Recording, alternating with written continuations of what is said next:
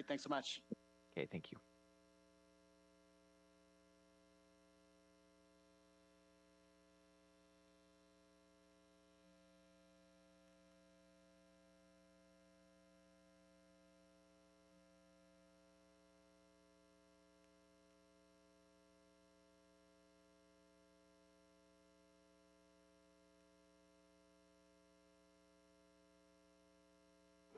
Graham, also if you could stand by for a quick interpretation test on each channel.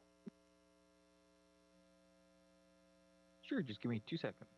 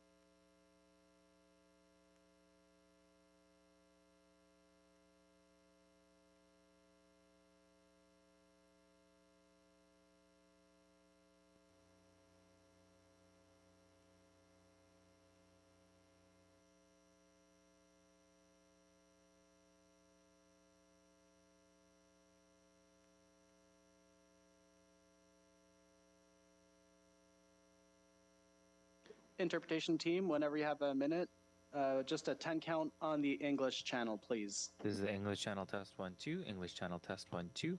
This is the English channel test 1 2 3 4, English channel test 1 2. You're receiving me on the English channel, Eric?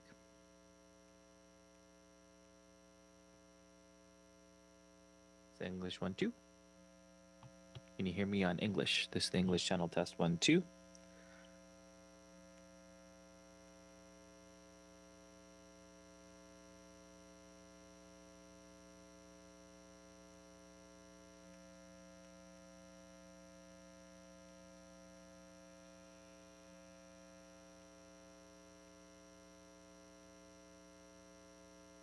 Hey, Erica, did you hear me on the English channel? Just want to confirm.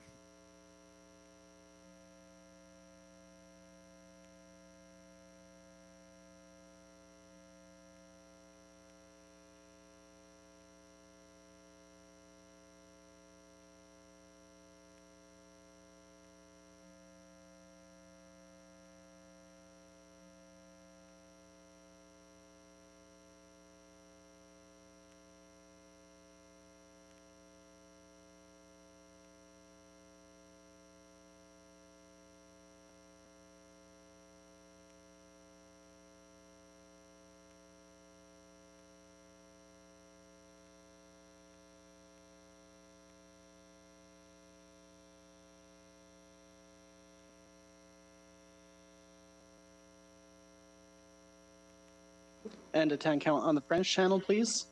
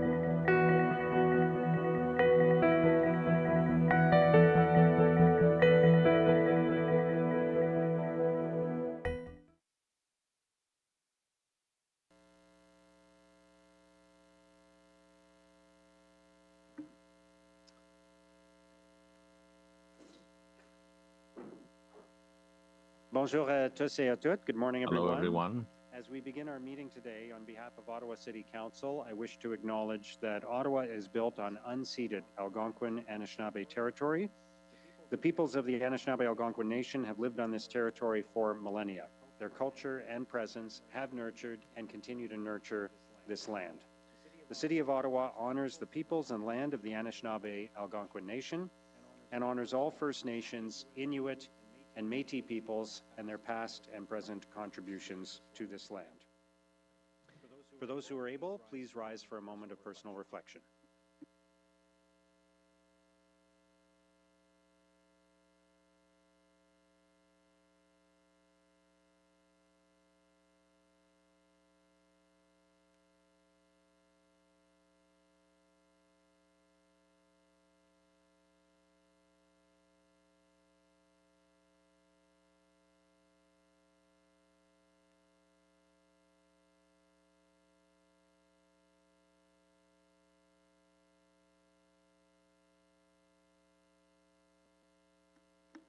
Thank you, merci.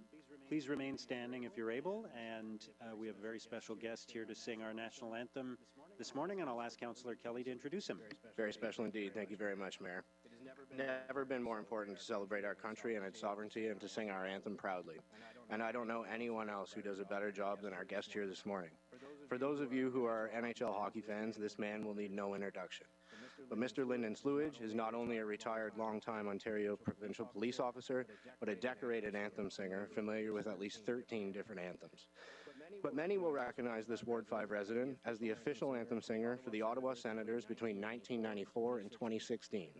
I have been watching him open Ottawa Senators games since I was 6 years old and was included in the many fans who were thrilled to see him return for the Senators 2023-2024 home opener, and we're lucky enough to see him again this season often, including 3 home playoff games. Lyndon Sluage is the best anthem singer in the National Hockey League, and I want to thank him for taking the time to sing the best anthem in the world, "O Canada," here this morning.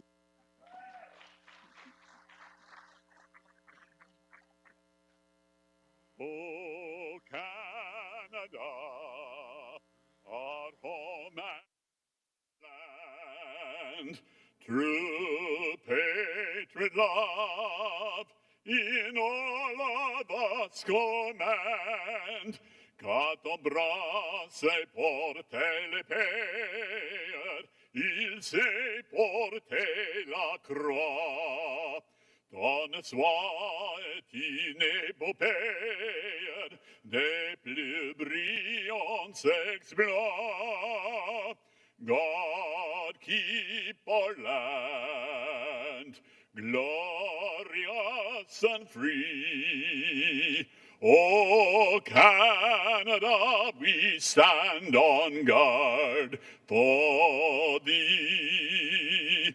O Canada, we stand on guard for thee.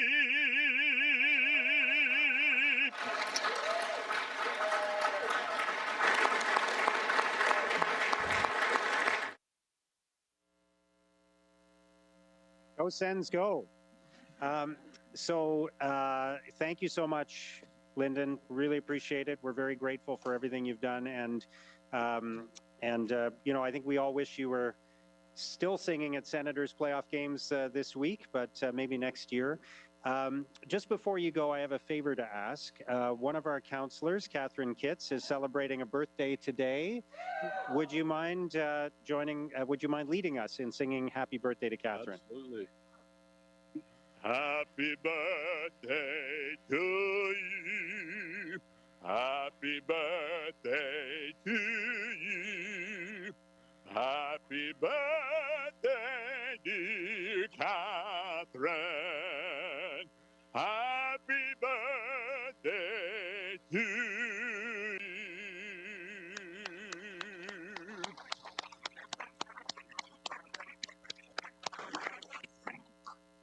Thank you very much, Lyndon Sluage. All right, I will ask now for the roll call. Councillor Luloff. Councillor Present. Dudas. Councillor Dudas. I'm here. Councillor Hill. Present. Councillor Curry. Here. Councillor Kelly. Present. Councillor Gower. Here. Councillor Kavanaugh. Present. Councillor Johnson. Councillor Devine. Here. Councillor Bradley. Here. Councillor Tierney. Present. Conseillère Plante. Ici. Councillor King. Here. Councillor Troster. Here. Councillor Leeper. Ici. Councillor Brockington. Here. Councillor Menard. Here. Councillor Carr. Here. Councillor Kitts. Here. Councillor Brown. Here. Conseiller Desroches. Here. Councillor Hubley. Councillor Lowe. Present. Mayor Sutcliffe. Here. Monsieur le maire, nous avons quorum. Merci. We have quorum, Mr. Mayor. Are there any declarations of interest? I'll note the communications on the agenda. There were no regrets filed. Motion to introduce reports. Councillor Brown? Just ask that it be put up on the screen, Mr. Mayor.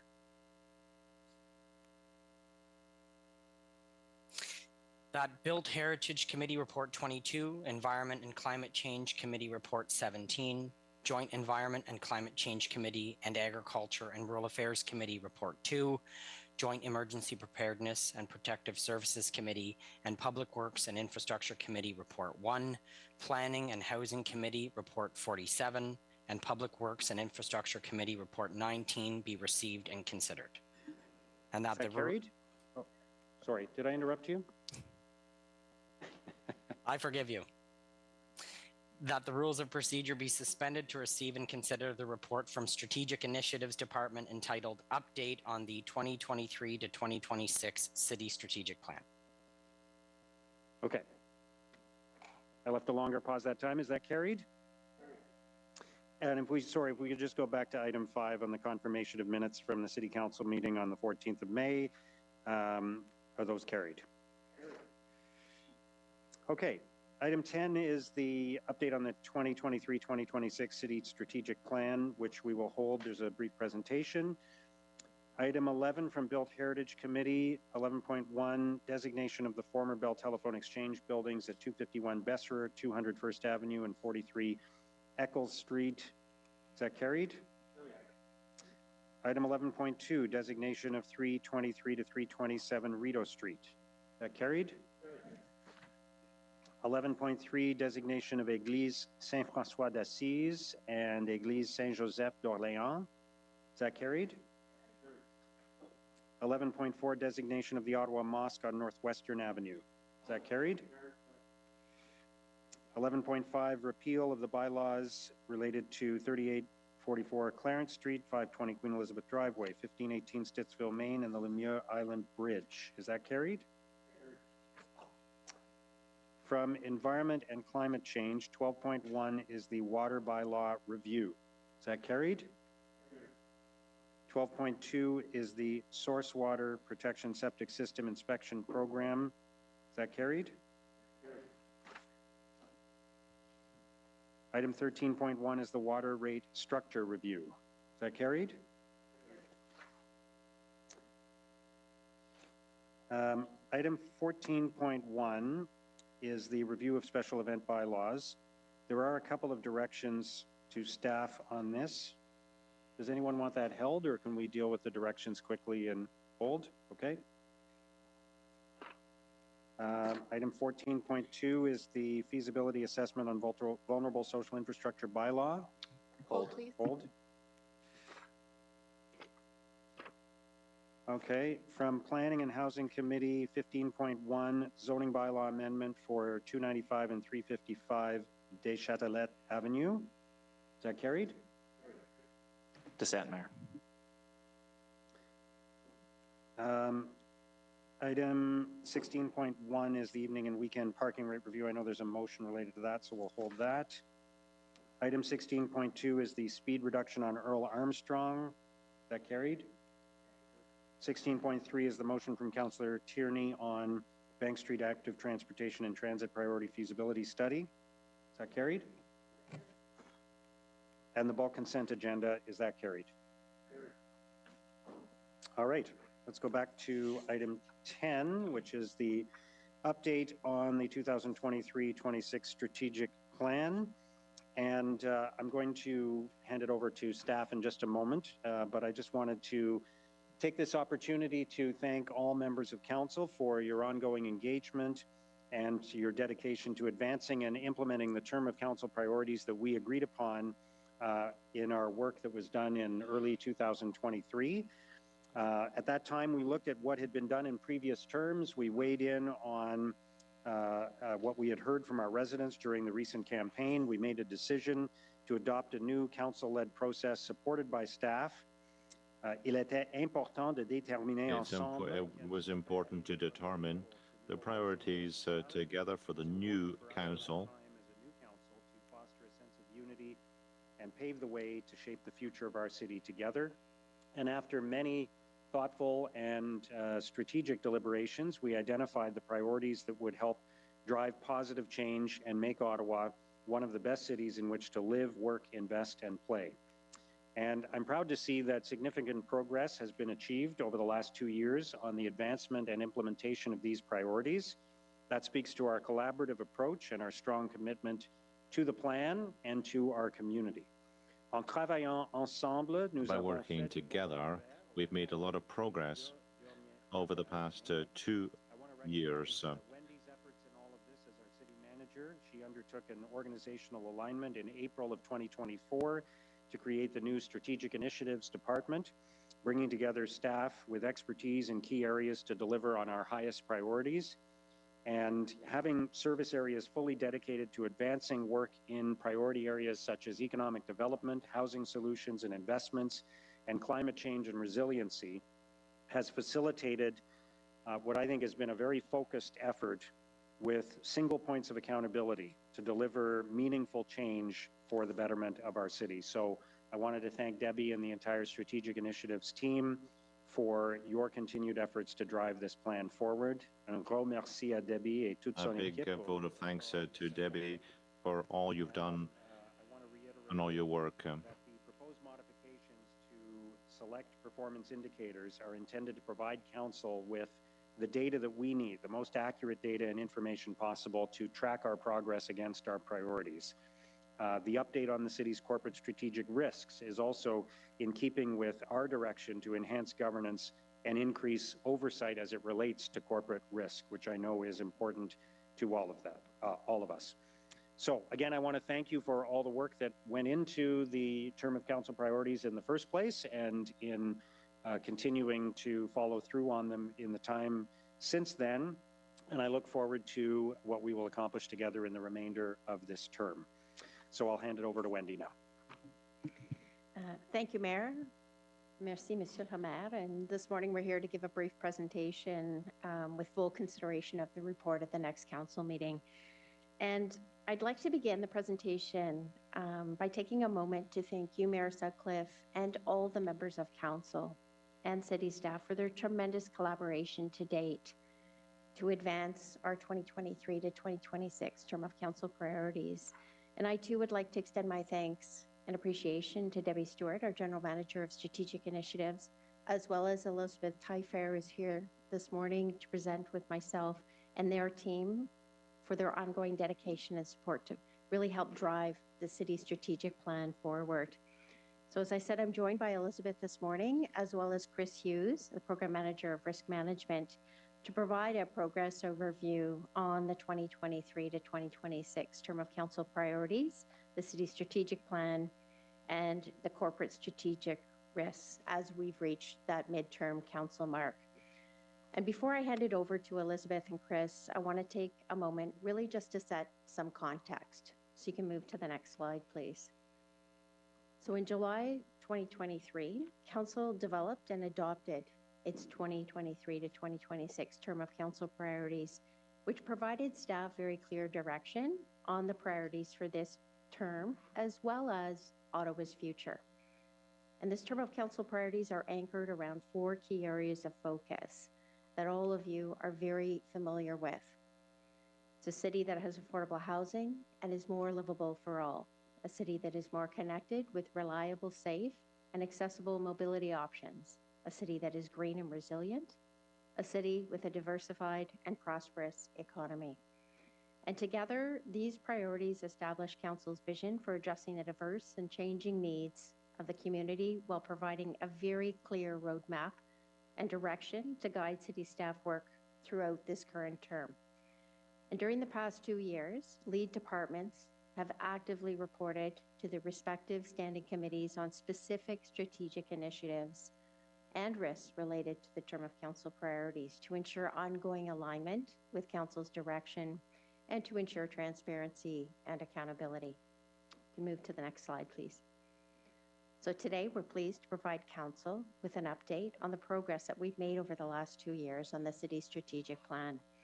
And as part of our commitment to continuous improvement, we're also seeking council's approval on some proposed modifications to select performance indicators to ensure that we're using the most accurate and relevant data to track our collective progress. And finally, in line with the 2022 audit of risk recommendations, we also want to update council on the city's corporate strategic risks. You can move to the next slide, please. So to advance the term of council priorities and achieve the results outlined in the city's strategic plan, a total of 67 strategic initiatives were identified. And today, I am very pleased to share that nearly 97% of the active initiatives are complete, advancing as planned, and only 3 initiatives have yet to commence. 55 performance indicators were identified by council to monitor the progress and I can report that 85% of the KPIs are trending positively, with only 6 indicators that do not yet have trend data, and that 2 will have data available later this year. Of course, we anticipate further progress in the second half of the term, but we have made significant headway in the first 2 years, which is truly a testament to the commitment, the strong collaboration, and productive working relationships between yourselves and city staff to date. I'm going to hand it over to Elizabeth, who's going to walk us through some of the recommended changes to the measures. So over to you, Elizabeth. Thank you very much. Next slide, please. Thank you, Wendy.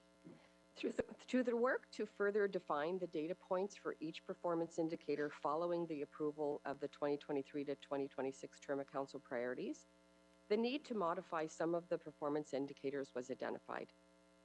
This was to ensure that the most appropriate data is used to provide the most accurate and fulsome information for the purpose of monitoring the advancement of the strategic priorities, objectives, and results in the city strategic plan, and to provide updates on progress to council. There are 29 proposed changes to the performance indicators in the city strategic plan for consideration and approval by council. These include some minor changes, such as more accurate wording for clarity, or to align with data availability, or with other data reported to council on similar work. D'autres modifications proposées sont Other changes proposed are due to changes to better reflect the objectives of the council. The changes that we're proposing today include 10 replacement indicators, 6 removals, 5 additions, and the change of one of the goals. The updates on progress provided in this report include data on these revised performance indicators. I will now pass it to Chris to provide an overview on the corporate strategic risks. Thank you, Elizabeth. Bonjour. Next slide. Oh, no, let's start the right slide. Perfect. So the corporate strategic risks are specifically those risks which are associated with the strategic goals of the city and are tied directly to the strategic objectives of City Council. These risks were shared with Council during the tabling of the term of Council priorities and continue to be managed and mitigated by the senior leadership team and staff. I would note for members of Council that the reporting of these risks does not preclude the identification, assessment, mitigation, and reporting of risk outside the scope of the City Strategic Plan. Staff will continue the practice of informing Council of risk in a timely manner through existing mechanisms, such as standing committee reports, presentations, and memos to Council as appropriate. In response to the audit of enterprise risk management in 2022 and as approved by Council, updates on the corporate strategic risks are provided in conjunction with updates on the term of Council priorities and include the following information: a list of current corporate risks, the score of each risk based on its likelihood and impact, a summary update that includes mitigation actions, either proposed or in progress, and the owner of the risk. Please note that since the tabling of the term of Council priorities, 1 risk was redefined and 1 new risk was identified, which will be reviewed on the next slide. Next slide, please. Thank you. So this slide summarizes the current list of corporate strategic risks. You'll see them on a heat map, which plots the risk by their relative scores according to their likelihood and their impact, or their probability and their impact. The risks are organized into categories based on the priority to which they relate to. So we'll start with service delivery risks. These are those related to the priority, a city that is more connected with reliable, safe, and accessible mobility options. These risks include the following: the risk of not delivering on transit service commitments. This is being mitigated through the key actions such as having system reliability oversights and audits, improving staffing and structure, operations and safety, customer communications, and financial planning and accountability. Transit financial sustainability, which was a new risk identified, is being mitigated through regular review of operations, ongoing discussions with senior levels of government to ensure investments in Ottawa's light rail transit system are on par with other municipalities such as those in the GTA. In addition, the Transit Long-Range Financial Plan and Revised Transportation Master Plan are expected to identify strategies to make transit services more affordable. The next category of risk, economical risk, are those related to the priority, a city with a diversified and prosperous economy, and include the following. The economic impacts on the downtown due to hybrid work model and anticipated reduction in federal spending. This was formerly referred to as post-pandemic economic impacts, is being mitigated by advancing key initiatives such as the Talent Action Plan, downtown revitalization, small business needs assessment, and economic diversification strategies.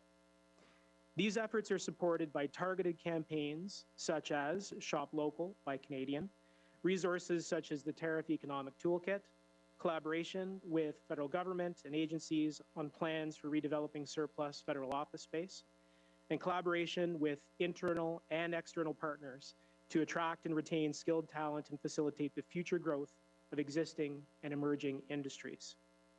Despite ongoing challenges, these coordinated actions aim to reduce reliance on the federal government and foster a more resilient, diverse local economy. For societal risks, those that relate to the priority, a city that has affordable housing and is more livable for all, we track the following risks. The residual economic and societal impacts of the COVID-19 pandemic is being mitigated by focusing on engagement and advocacy, continuous improvement, funding allocation, and community partner support. The risk of increased homelessness and lack of affordable housing is being mitigated by focusing on increasing the capacity of shelters, the increased supply of affordable and supportive housing options, engagement, advocacy, and funding access. And finally, the category of environmental risk, those related to the priority, a city that is green and resilient. The risk of extreme weather, climate impacts, is being mitigated through a combination of early climate adaptation actions and strategic planning. These include implementing extreme weather preparedness measures, integrating climate risks into key infrastructure and asset management plans, securing adaptation funding. Other proactive steps include the development and implementation of a comprehensive climate resiliency strategy. The climate change, greenhouse gas reduction targets, and energy evolution is being mitigated by advancing corporate initiatives such as LRT expansions, the zero-emission bus program, and building retrofits. These efforts are supported by integrating emissions reduction goals into key planning documents and securing external funding and leveraging external partnerships for community programs such as Better Buildings Ottawa and the Better Homes Loan Program. While community emissions require further mitigations, these actions demonstrate a strong commitment to long-term mitigation. The city has very ambitious, community-based climate objectives that cannot be achieved on our own. In addition to municipal tools, meeting these goals requires policy changes from federal and provincial levels of government, and action from external industry partners and the broader community to achieve its long-term goal of net zero by 2050. Council will have the opportunity to provide direction on the city's role in catalyzing community action to support reducing community emissions in Q3 of 2025. Thank you. And I'll pass it back to Wendy. Yeah, thank you, Chris and Elizabeth. Mr. Mayor, this is the end of the presentation. The report's being tabled, and we look forward to discussion at next council meeting. Thank you, Mr. Mayor. Thank you very much for the presentation. And again, just to reiterate that the report is being tabled, and we will have the opportunity to discuss it at the next council meeting. But if anyone has any questions about the process, they're welcome to raise those questions now. But if not, on receiving and table, oh, sorry, I didn't see your hand go up. Okay, Councillor Leeper? No, sorry, just last second there. So I am interested in the process in terms of what is in scope to do when the terms of council priorities come, when this report comes back to us at the next meeting. Is that either accepting or pushing back at some of the changes that you've described? Is it within scope to remove priorities, add priorities? I'm just wondering what the scope of that discussion will be in 2 weeks.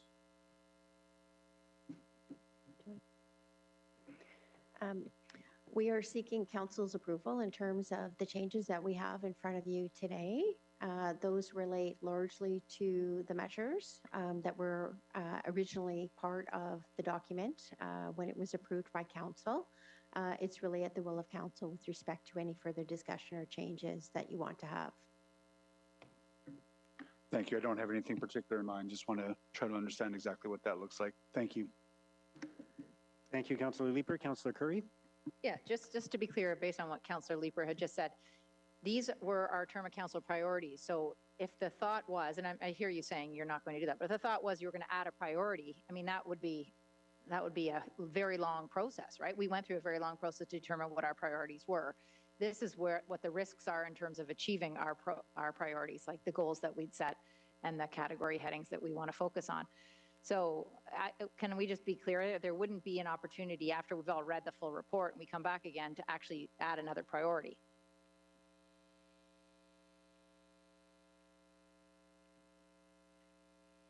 I would suggest that there can be discussion around that, and it's really at the will of council as to whether something else would be added to this or not. And we would certainly need to take it away and understand what that priority is and what the capacity of staff would be to be able to action that over the end of the term of council and the time that we do have remaining.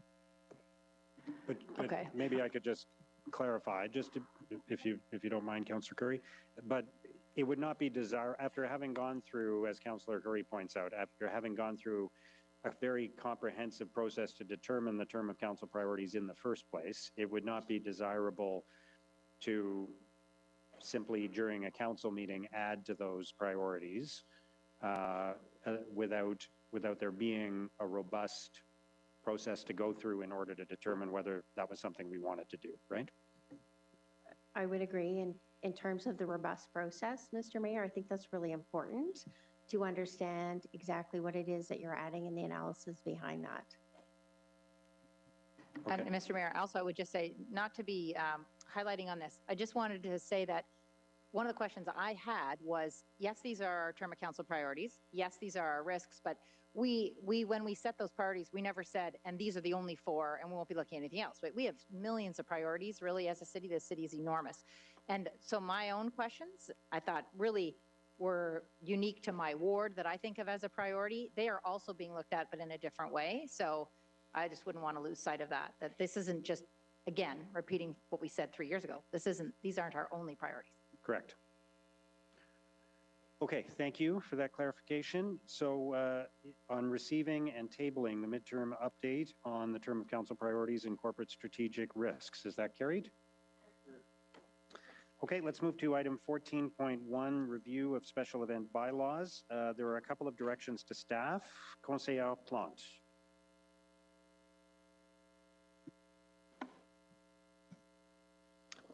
That staff include the development of regulations for preventing harassment in public places as an item for consideration as part of the next term of council bylaw review work plan to be approved by council, and to include within the scope of this work consideration for gender-based and intersectional impacts, and for public behavior street harassment bylaws such as a public nuisance bylaw in London, Ontario, and public behavior bylaw in Calgary, Alberta, among others. Merci. Point of order? Yes. Thanks. I do think this should be a motion. I intend to support it, but it speaks to some significant work on the part of staff and some clear will of council. Okay, we would need a seconder for that motion then? I'll second it. Okay.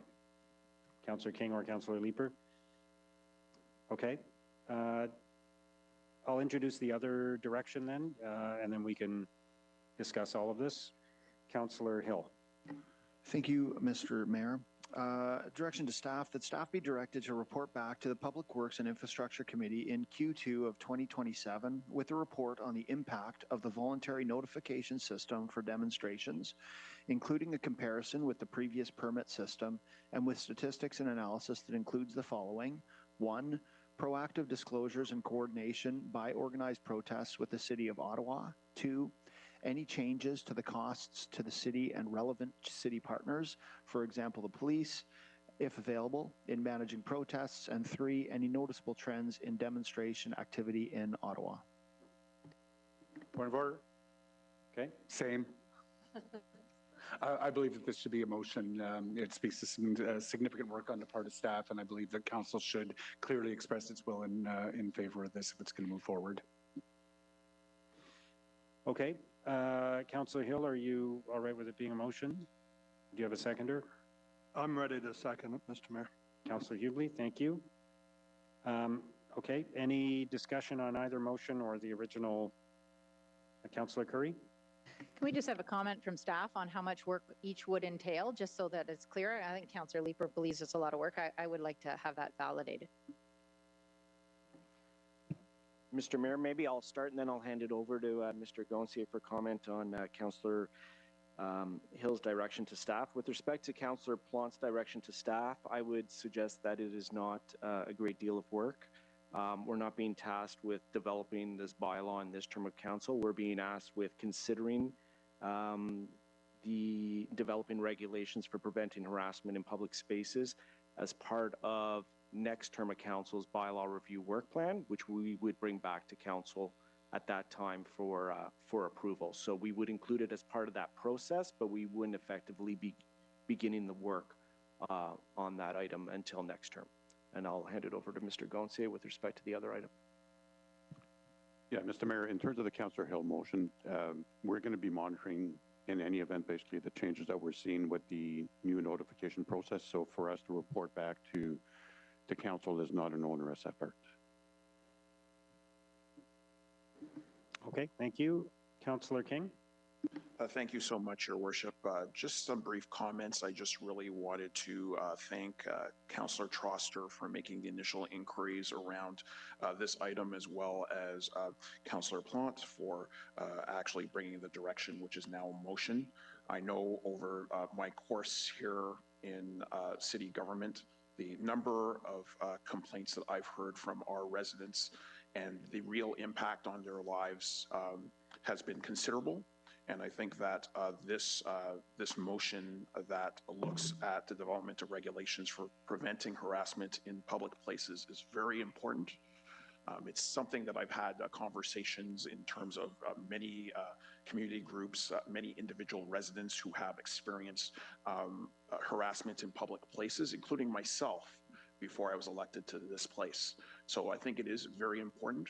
And once again, I want to commend Councillor Plant for bringing this motion, and I'm looking forward for staff to undertake work to see the feasibility of what's before us. Thank you so much, Mr. Mayor. Thank you, Councillor King. Councillor Brockington. Thank you, Mayor. Just reading over the Hill-Hubli motion, I just wanted to highlight what's being asked for as far as stats and analysis. So the movers asked for proactive disclosures and coordination by organized protests within the city, any changes to the cost of the city and relevant city partners, if available, in managing the protests, and third, any noticeable trends in demonstration activity in Ottawa.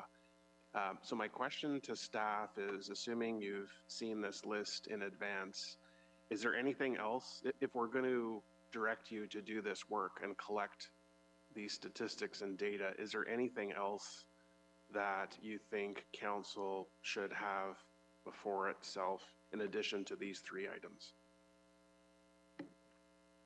Mr. Mayor, in looking at the motion, none immediately come to mind.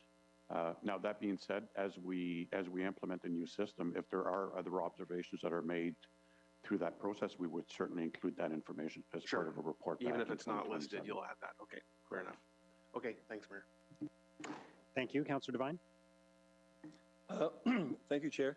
And I am trying to get up to speed on these two directions. With regards to the Plant direction / motion, well, I believe I appreciate the intent behind it.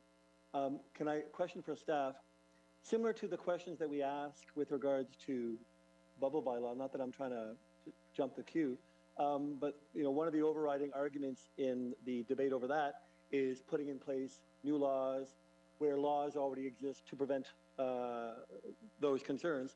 With regards to if this direction is that staff include development of regulations for preventing harassment in public places, don't we already have laws in place that the police and/or bylaw can use to address, if not prevent, harassment in public places?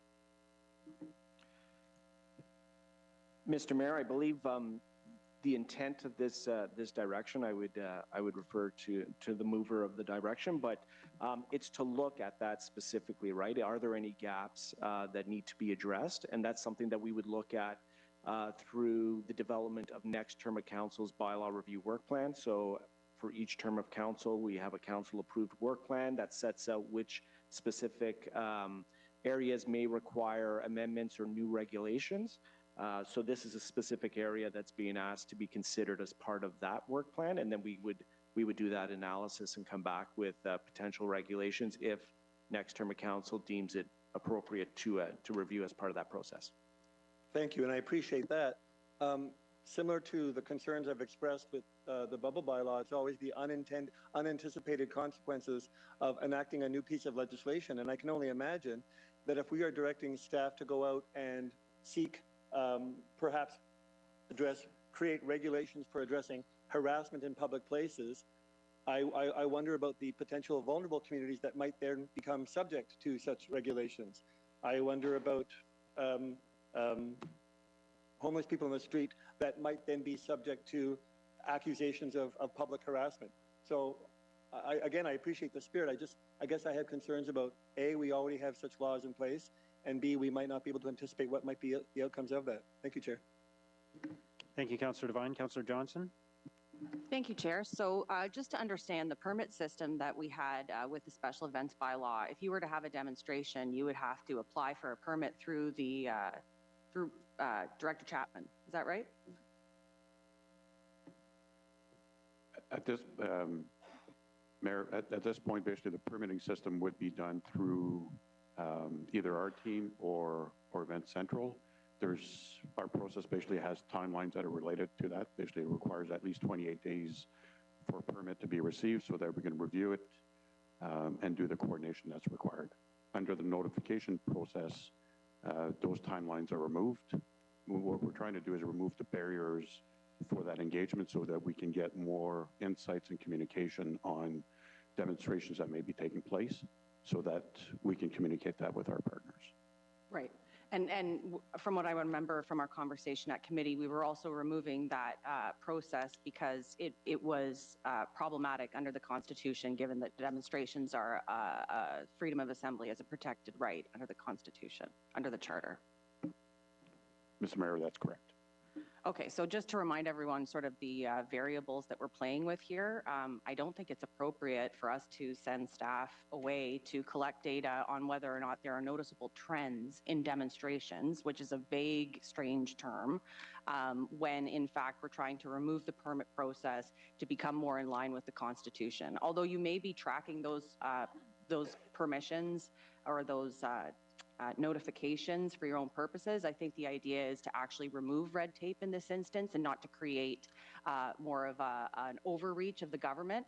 So I would suggest for those who are interested in just making sure that we're making things streamlined under the special events bylaw, that we preserve the integrity of the recommendations before us. Thank you.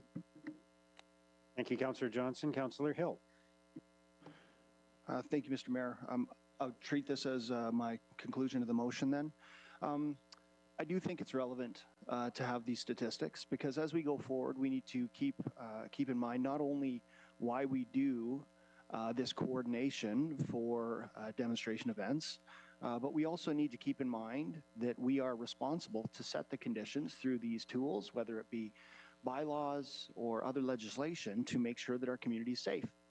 If we do see that there are increases in violent in particular incidents or demonstrations that trend towards increased incidents of hate or intimidation, and I do think we have seen trends of that over the last 5 years, then I believe we have an obligation as the leadership of the city to look at those issues and see what we can do in order to balance our responsibilities for charter rights, public safety, and I think we have heard the answer from staff pretty loud and clear that it's not going to be an onerous ask and that they're going to be looking at these types of implementation key performance indicators nonetheless. So I would strongly encourage that we look at this sober second thought. This is a couple years from now to reassess the validity and the process with which we're making this change, which in many ways does transfer an element of risk from Ottawa Police to City Council,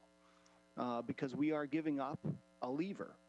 And I recognize the fact that today, you know, if we were to go on the Ottawa Police site in order to put in an application to do a permit for a demonstration, it is not a super onerous task. I do recognize that we don't enforce it, but this is something that I think we shouldn't be giving up without, at minimum, a second look, because we do not want to get into a circumstance whereby we are allowing for increased incidents of violence, hatred, intimidation in our community, and our residents are demanding that of us. They want to make sure that we're keeping this as safe a city as possible. So I think this is, at minimum, the least that we can do is to review the policy in 2 years' time to see if we're making the right decisions. Thank you, Mr. Mayor. Thank you, Councillor Hill. I think that was Councillor Hill's wrap up on that. So I don't but nobody had their hands up before that. Anyway, That doesn't matter. I guess we can go back to discussion on it, but Councillor Hill's already wrapped up. So, Point of order, can I just ask the clerk, is there any rule in our rules of procedure that prevents councillors from speaking? I've already said Councillor Menard can go ahead, so we don't need to clarify anything. Thanks, Mayor. Yeah, just didn't get a chance to speak to it, and obviously gathering thoughts as I hear wrap up is important. Look, I want to just ask if the OPS has asked for this. Has city staff been asking for this? I imagine you're going to bring forward the data that councillors need in any event. Are you asking for this proactively? And is the OPS saying this motion is helpful, or yourselves? Mayor, it's not a request that we've made, but it's certainly a request that if council supports it, that we would be coming back in 2027 to provide the information on how the new process has been working. Okay, well, you know, Mayor, what I'm worried about here is over and over again in this place, we keep hearing councillors equating peaceful protests, demonstrations, let's say picket lines, other things, and they're equating it constantly to acts of violence and hatred. It's got to stop. That's not what's occurring in our streets. The vast majority of demonstrations are peaceful. They seek to have dialogue, questions, and discussion with people.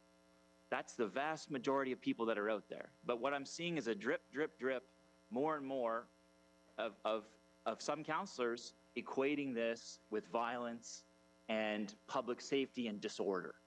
And that's not what is occurring. It's a false narrative. And so the more we do this, the more we allow this drip, drip, drip, the question, every demonstration must register, every single one must be coordinated with the OPS. Let's get more public officials and spend more money on peaceful protests, peaceful demonstrations, picket lines, whatever it might be, the worse off of a society we build. And so I'm tired of it. I'm tired of hearing this over and over again. The bubble bylaw is coming up. I'll have comments on that too. I think it's related to this. But on this one, Mayor, I'm not going to vote for something that continues to have this narrative that peaceful demonstrations, discussions, people gathering outside of libraries, having those discussions with people in public places, getting their opinion across in a city like Ottawa is somehow this hatred, this violence. That is not what's occurring. It's not reality. So I won't be supporting the motion. Thank you, Councillor Menard. Councillor Leeper. Thank you very much. And I was prepared to support the motion, but when I heard more about the intent of where this is going, which is to review the constitutional right to protest in a couple of years, I simply can't. Full stop. Protest is a protected form of speech and expression. It is fundamental to our democracy. I don't think this municipal council needs to relook at it constantly. There's no reason to revisit what is very clear question in my mind, which is that people have the right to protest and protest is a fundamental part of our democracy. So if there is some compelling reason why we need statistics, we have an inquiry mechanism whereby we can ask our staff what trends are, et cetera. But I really don't want to go down the path of saying we're going to review the constitutionality of protest again in a couple of years. Councillor Hill, I appreciate the interest in getting data, but I can't support the thrust toward reviewing a decision that Council is making with respect to protecting democracy. Thank you. Thank you, Councillor Leeper. Councillor Plante.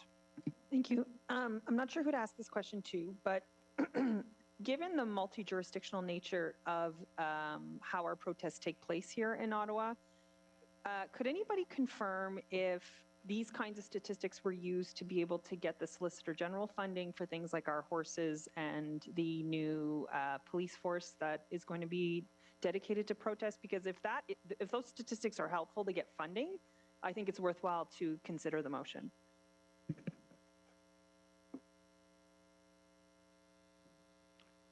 Mayor, unfortunately, that's not information that we would have. That would be more for police or enforcement agencies. And Mr. Mayor, I can kind of add in there because obviously I was part of the Ontario-Ottawa deal. So when we did go forward with that deal and part of the discussions was really identifying all the pressures that the service endured over the last number of years.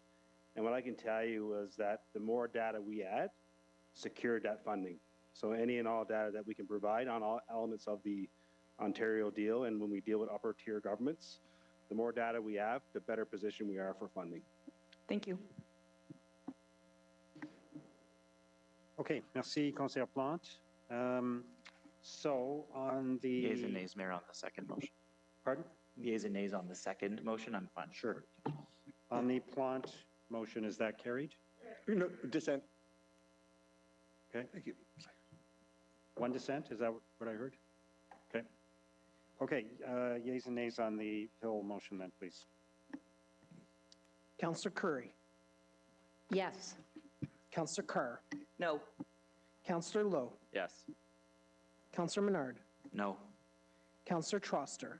No. Councillor Johnson. No. Councillor Kitts. Yes. Councillor Tierney. Yes. Councillor Kelly. Yes. Councillor Hubley. Yes.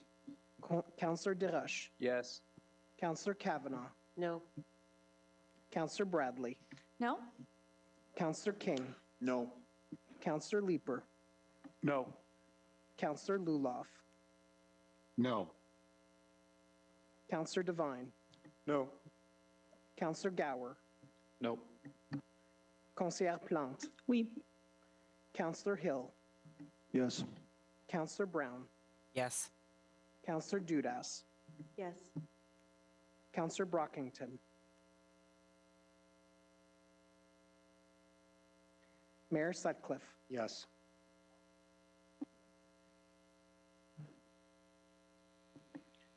Yeas, 11 nays.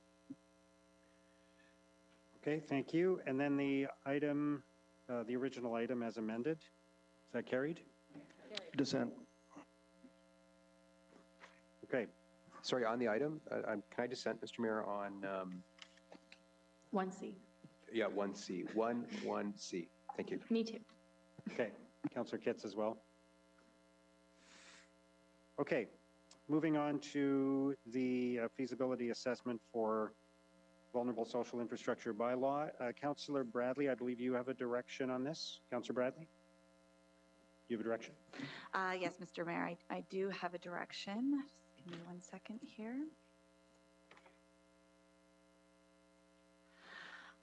So first, I'll read it. Do you want me to read the direction, or can I Yep, and I can introduce it as well. However you like. Yep. Thank you. So I want to thank staff for all their work on this. As council knows, I was fortunate to be appointed as the first ever council liaison for the Anishinaabe Algonquin Nation Civic, Cultural, and Protocol Implementation Plan. And as part of that role, I'm the liaison to the Algonquin Anishinaabe Cultural Circle, which is comprised of host nation leaders from many different communities. We had a consultative circle meeting last week following the discussion that we had at committee, and it was raised by one of the elders that the bubble bylaw that would limit or restrict where First Nations people can protest on unceded and never surrendered territory is concerning, particularly around institutions that have caused irreparable harm to First Nations. So if we think of residential schools and Catholic churches and the impact that protests near Catholic churches had on parishioners, who then encouraged the institution to acknowledge and apologize for the harm that they caused to First Nations peoples through residential schools, thereby not hopefully repeating history again. It was acknowledged that a bylaw like this could potentially prevent something like that from happening in the future in terms of protests where it was most needed, and those who most needed to see it would no longer be able to see it if they were to be kept at a distance. So it was asked by the elders that meaningful consultation with host nation occurred as part of this bylaw review. And so the direction is as follows: that staff be directed to formally consult with host nation through the Algonquin-Anishinaabe Consultative Circle regarding the proposed vulnerable social infrastructure bylaw to ensure that concerns raised by elders and host nation leaders, particularly related to protest rights on unceded territory, are meaningfully considered as part of the stakeholder engagement process. I'm just looking to see if staff would accept that as direction. Mr. Mayor, absolutely we would. Thank you. Thanks. And I don't want to explicitly exclude urban Indigenous communities too. So could I just confirm that urban Indigenous communities will be consulted as part of this process as well? Yes, they will be. Great. While I have the floor, I just really want to thank the community for coming out over 2 days at the joint committee that we had. The perspectives that they shared were really helpful in demonstrating just how nuanced this conversation is. I still feel deeply uncomfortable with the direction that has been given to staff to develop this bylaw and how it might impact the future of protests in our city and the unanticipated consequences of that. So while I appreciate that staff are accepting the direction and need to see that host nation and urban Indigenous communities are consulted, I still will not be supporting the motion to develop the bylaw. Thanks so much. Thank you, Councillor Bradley. Councillor Devine. Thank you, Chair. A question for legal. So assuming the Hill motion will pass, as staff embarks on this process, can you provide some detail on what kinds of objective expert advice might be consulted in the development of a bylaw that's going to try to navigate the very narrow passage between safe access and freedom of expression? Thank you, Mr. Mayor.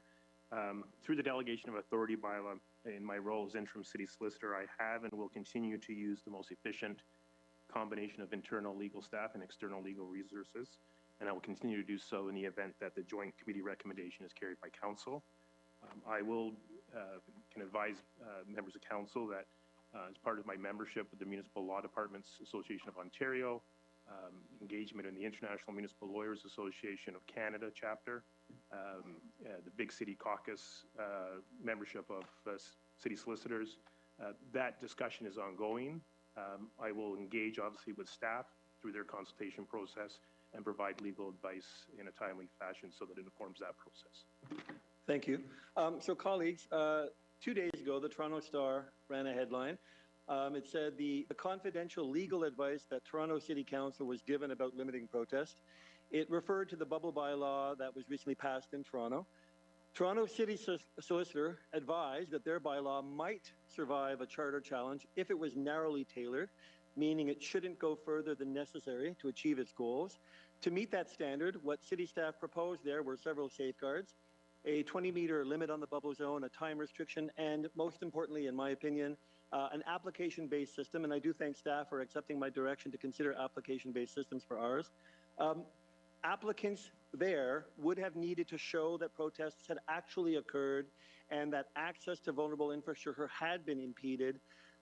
Those features were meant to strike a careful balance, protecting access while minimizing charter violations. So Toronto City Council ignored that advice, and they stripped away those safeguards. And so starting in July, vulnerable institutions in Toronto can request a bubble zone simply if they reasonably believe that a protest might occur where someone might perform or attempt to perform an act of discouragement. Language like this, in the framework of law enforcement, is dangerously vague. These kinds of bylaws don't require evidence of actual harm or even a protest. They are based on subjectivity or speculation. What's being restricted isn't just threats, or harassment or physical interference, but perhaps even the mere act of expressing unpopular opinions. It's about putting in place the 100-meter thick door that Michael Paulwin was calling for. One leading constitutional expert put it bluntly: if we start referring to victims as people who are hearing things they don't like, well, outside of an authoritarian society, there's no way to deal with that. That is the price of democracy. Professor Jamie Cameron is one of Canada's top constitutional scholars. I spoke to her yesterday. She described these bylaws as a form of prior restraint, which is a legal term for a particularly dangerous form of censorship, typically imposed by government, that prevents people from speaking based on the assumption that they might break the law, not in response to actual misconduct. Here in Ottawa, we are moving forward with the drafting of our own bubble bylaw without taking the time to study Calgary's version or Vaughan's version or Toronto's version to see how they might fare in court.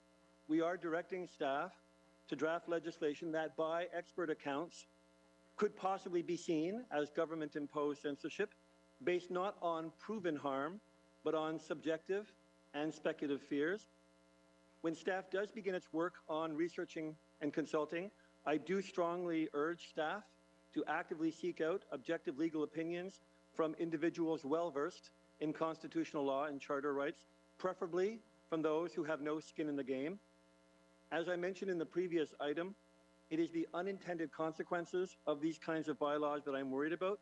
When it comes to incremental erosion of fundamental rights and freedoms, as Councillor Menard said, drip, drip, drip, I think we might be slowly boiling the frog here. We owe it to our residents and to our democracy to get this right. Thank you, Chair.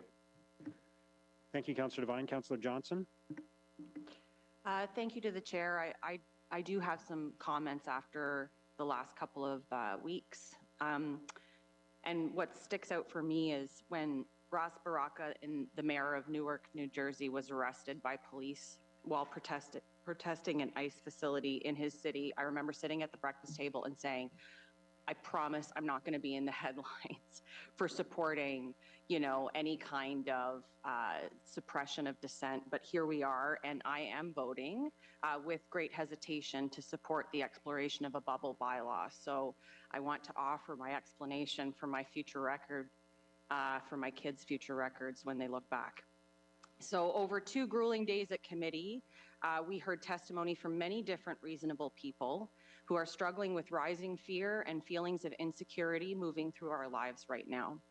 Some have the lived experience of targeted hate, some with lived experience of defending against it, and some who wanted to discuss their professional concerns of the complications of a bubble bylaw.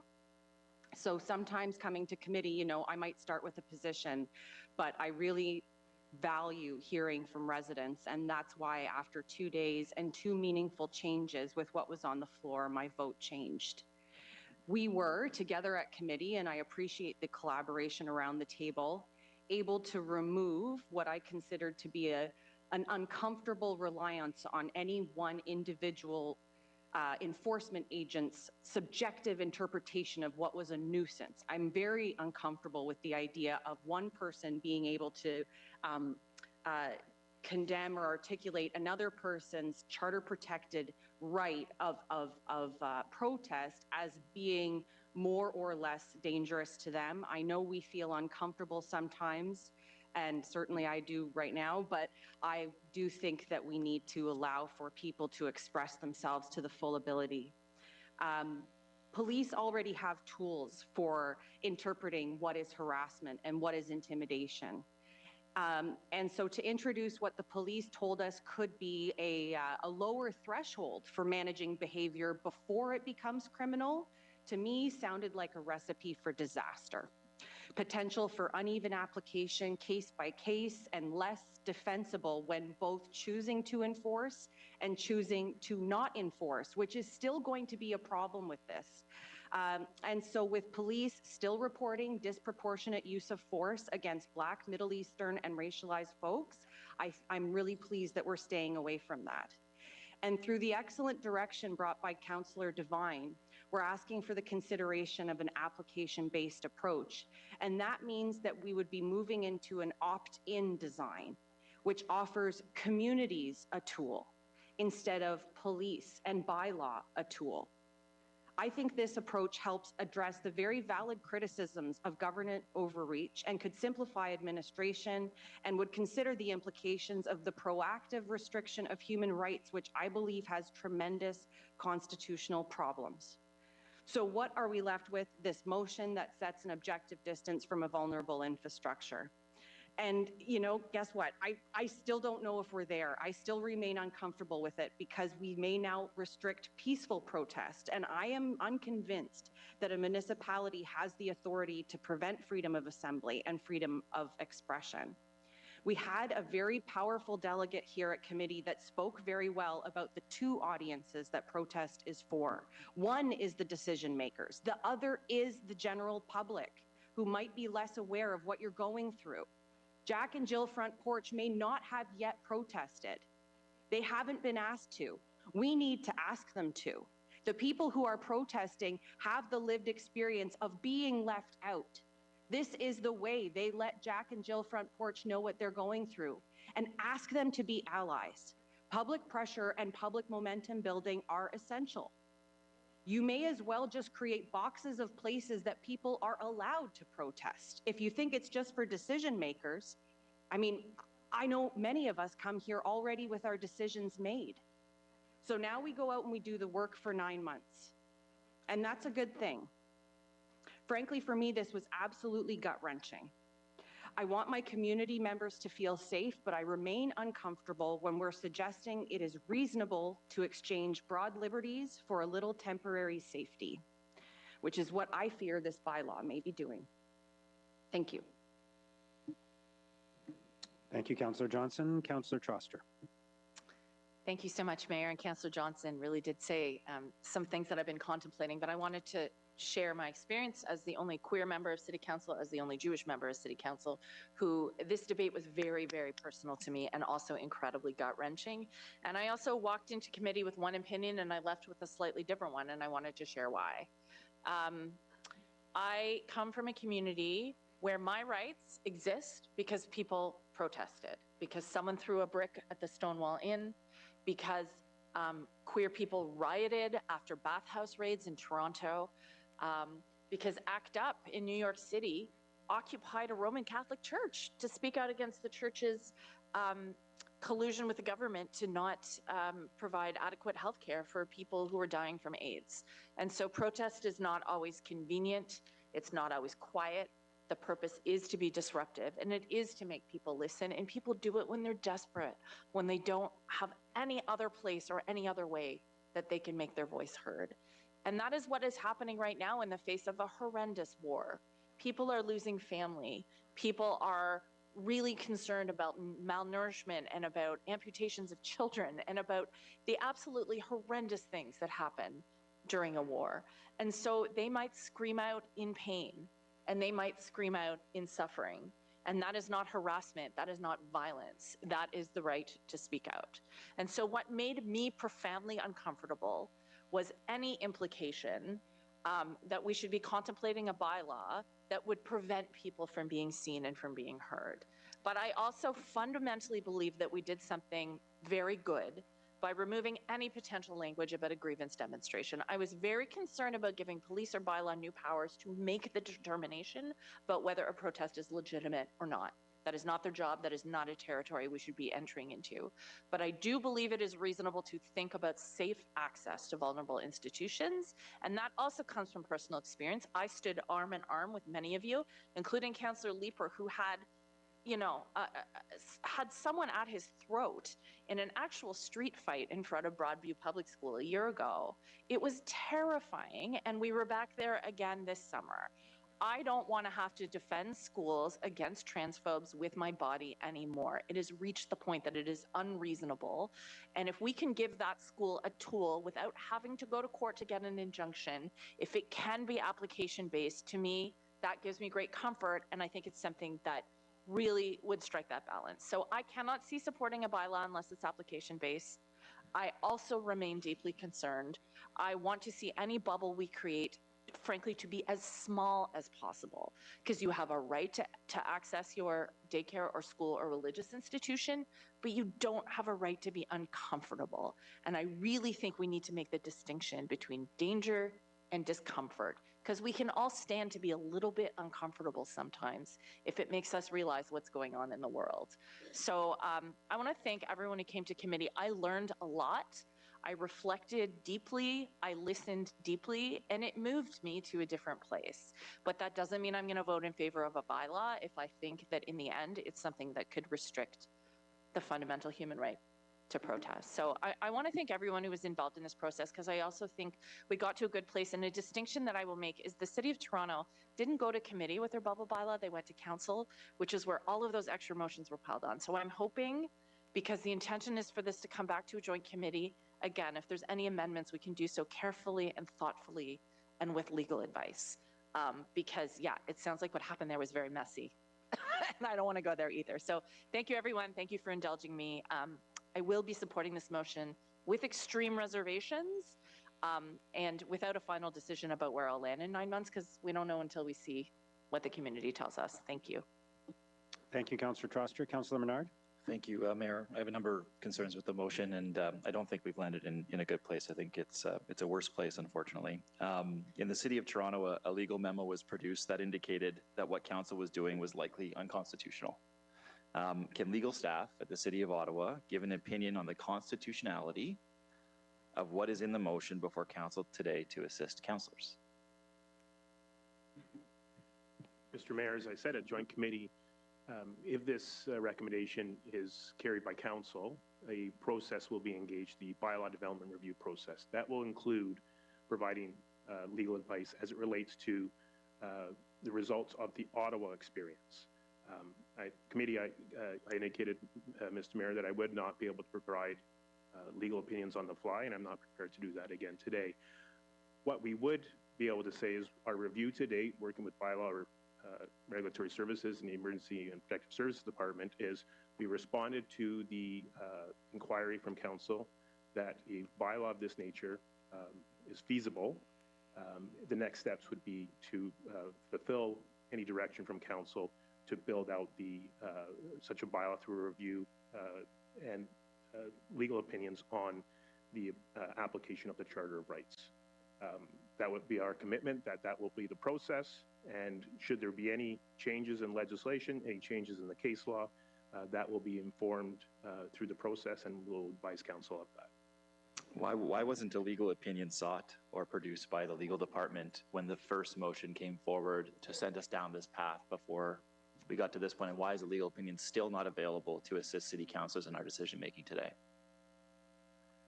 Mr. Mayor, I submit that the response that is before the joint committee to the IPD engaged legal services, and legal services input was provided into the feasibility of such a bylaw vis-a-vis the enabling authorities under the Municipal Act, the case law in Ontario and elsewhere, including the case in Calgary, the Dealman case in Ontario. So that consideration was provided and is incorporated in the response to the joint committee. I guess what I'm getting at is the constitutionality of it. And that's where we can do the bylaw review in Calgary, the other areas that are under the Alberta courts now, the potential challenge of other bylaws. But as a decision maker, I want to hear from staff after all the months that we've gone by with this, whether or not you feel there are potential violations to the Constitution and how close we are to the line on that. That's reasonable for a decision maker around this council to ask of its legal services team, and I don't have a clear answer on that. And I expect some clarity from our legal services team on that. Is that not reasonable? Mr. Mayor, the process of developing a bylaw, if that's the will of council, will have regard to the Charter of Rights. We will look at whether the bylaw would infringe any of the guaranteed charter rights or freedoms available to any person in this country, and whether any limits can be justified by the legislation that would be proposed. That analysis will be undertaken. The IPD did indicate that there is a risk of any legal challenge to a bylaw that legislates in this area. I think members of council hopefully are aware of that through the IPD response. I think the information that is being relayed today would be consistent with any other municipal solicitor that is advising a member of council or members of council, whether it be a confidential legal opinion or through a process like the IPD that council directed in this case. I would have taken a confidential legal opinion on this to assist. I'll move on. How many incidents can city staff point to in the last 5 years where the bubble bylaw would have made any difference whatsoever? Mr. Mayor, maybe I'll ask Valerie Bietlo to come up to answer that question. Maybe I'll start. Staff have not been tracking those number of incidents to my knowledge, so we would do that as part of the development of the bylaw. We would do that research and analysis to look at, you know, the number of incidents. There are some that we are aware of, such as the incident at the Jewish Community Center, as well as the incident at the Nepean High School. So those are two specific examples. That being said, part of the development of the bylaw, we would do more analysis in that respect and work closely with the Ottawa Police Service. And I'll just turn to my colleague Valerie to see if she has anything to add. Mr. Mayor, no, actually, that's exactly it. Those are the two incidents that we have heard of the most in terms of concerns from members of council about access to vulnerable social infrastructure.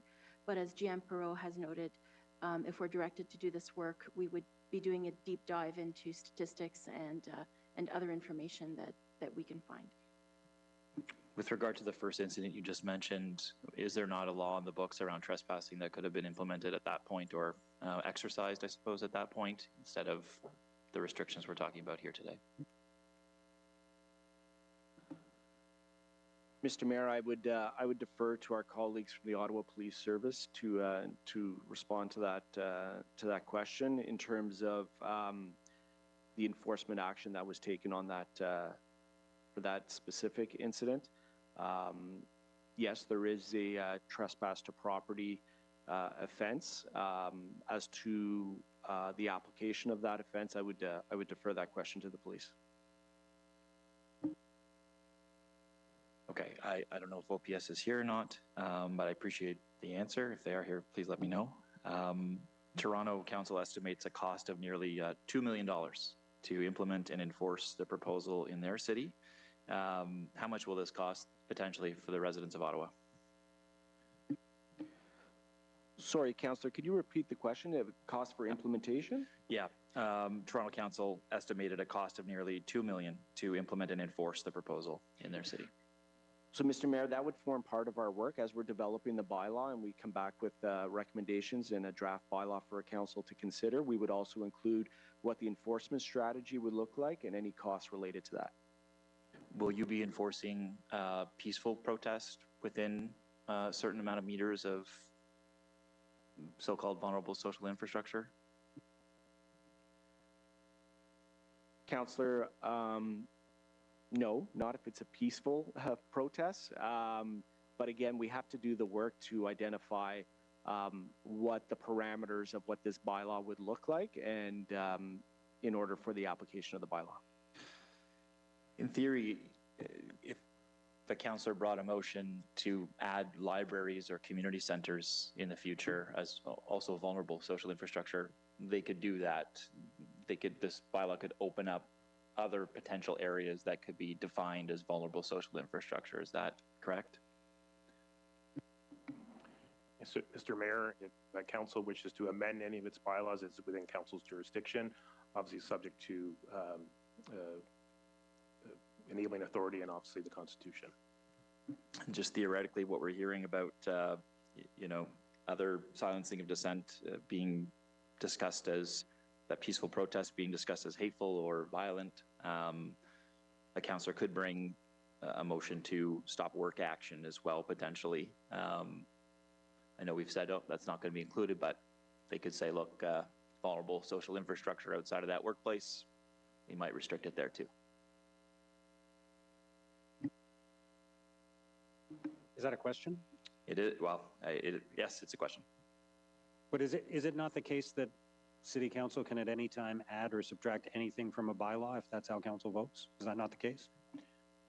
Yes, Mr. Mayor, generally speaking, but with respect to whether or not a particular amendment to a bylaw would contravene other applicable laws, including laws regarding the lawful picketing, et cetera, that would have to be considered at that time.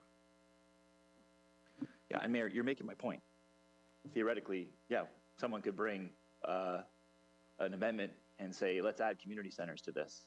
Let's add libraries. Those are vulnerable. We have vulnerable events and people inside there, and how many more things are we going to protect? This road is vulnerable. So the point is that you go down this path and it opens up a lot of other questions that we're probably not ready to tackle as a city. I want to talk about the modern bubble zone bylaws that date back to the 80s and 90s when anti-abortion agitators were bombing and sabotaging abortion clinics. There was assassination of doctors. They were trying to deter pregnant people from accessing health services. After attempted murders of other doctors, the legislation then prohibited protests outside abortion clinics, as well as doctors' offices. Several provinces passed similar laws. The distinction is key. On principle, courts in Canada are reluctant to limit free expression unless another right of freedom is being severely compromised, like in this case. This is not that. This is very different. The bar is not met by the minor examples we've heard in the city. And I appreciate our staff. I think they were telling us in that memo, look, be careful going down this path. And when they saw the will of the mayor and some other councillors, they said, well, geez, looks like they're heading there. That's what I think occurred. I think they were giving us warnings in that IPD, and we didn't take them up on it. The Ottawa bylaw is much worse than what's being proposed in Toronto, what's being proposed in this motion, which in Toronto, upon request for a limited time period, not the case here. So throughout the delegations on this topic, over and over again, I heard the blending of clear criminal-based acts where enforcement powers exist with peaceful demonstrations. What this motion in front of City Council doing is stifling dissent. It's clamping down on peaceful demonstrations that it might disagree with. I'll wrap up, Mayor. Whether it's billboards or something else, it's clamping down on that type of dissent. And that is the goal of this. I'll be voting against it, Mayor. Thank you, Councillor Menard. Councillor Leeper.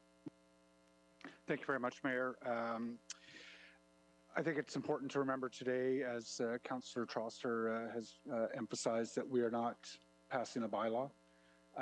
The work that committee did to remove the most problematic language from the original motion helps us move down a different path as staff go away now to craft a bylaw, but we're not passing a bylaw. It will be quite some time before a bylaw is back in front of us. And the reason for getting on the speakers list today for me is that I hope our counterparts in the federal and provincial governments are listening. The Vaughan bylaw, to the best of my knowledge, has not been enforced. The perception of the Toronto bylaw is that they made a hash of it at the last minute, if one reads the Star article. The Calgary bylaw is before the courts. Cities are struggling with these issues that involve criminal code, constitutionally protected speech, areas that are really, I believe, outside their purview. Staff are going to very professionally take our direction away and begin crafting a bylaw based on consultation, based on discussion. But I hope before that bylaw gets to us that our federal and provincial counterparts use the expertise and the resources that they have to help cities out with this issue so that we have a coherent framework for protecting vulnerable institutions that goes across the country. I'll leave it there. Thank you, Mayor. Thank you, Councillor Leeper. Councillor Plante. Oui, merci. So for our council, can you just very quickly tell council what is Section 7 of the Charter?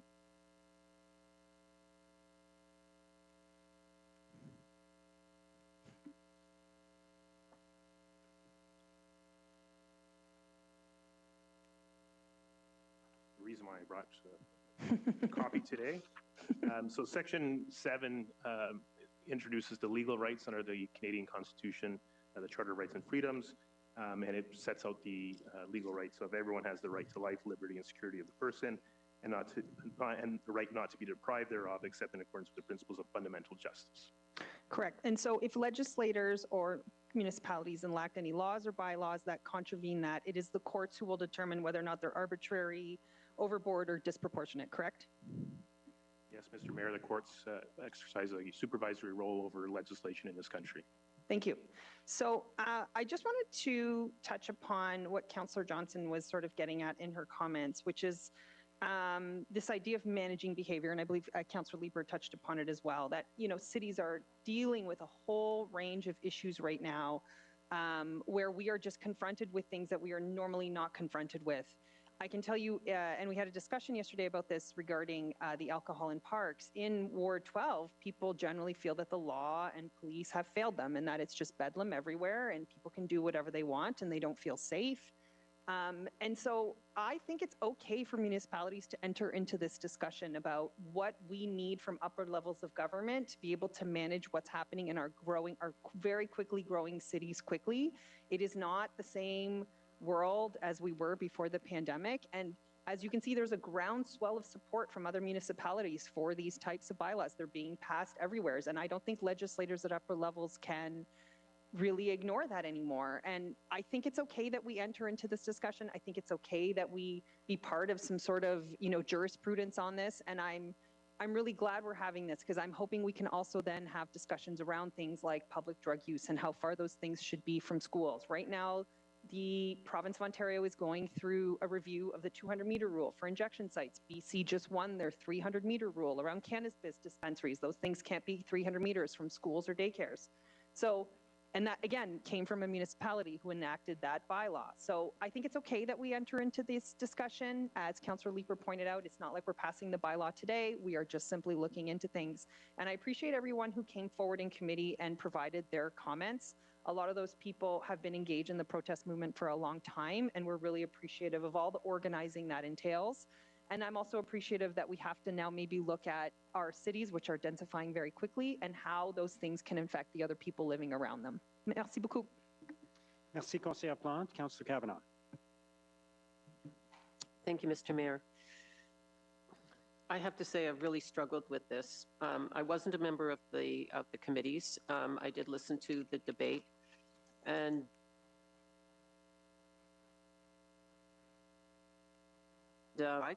but my overwhelming feeling is the discomfort of limiting the right to protest.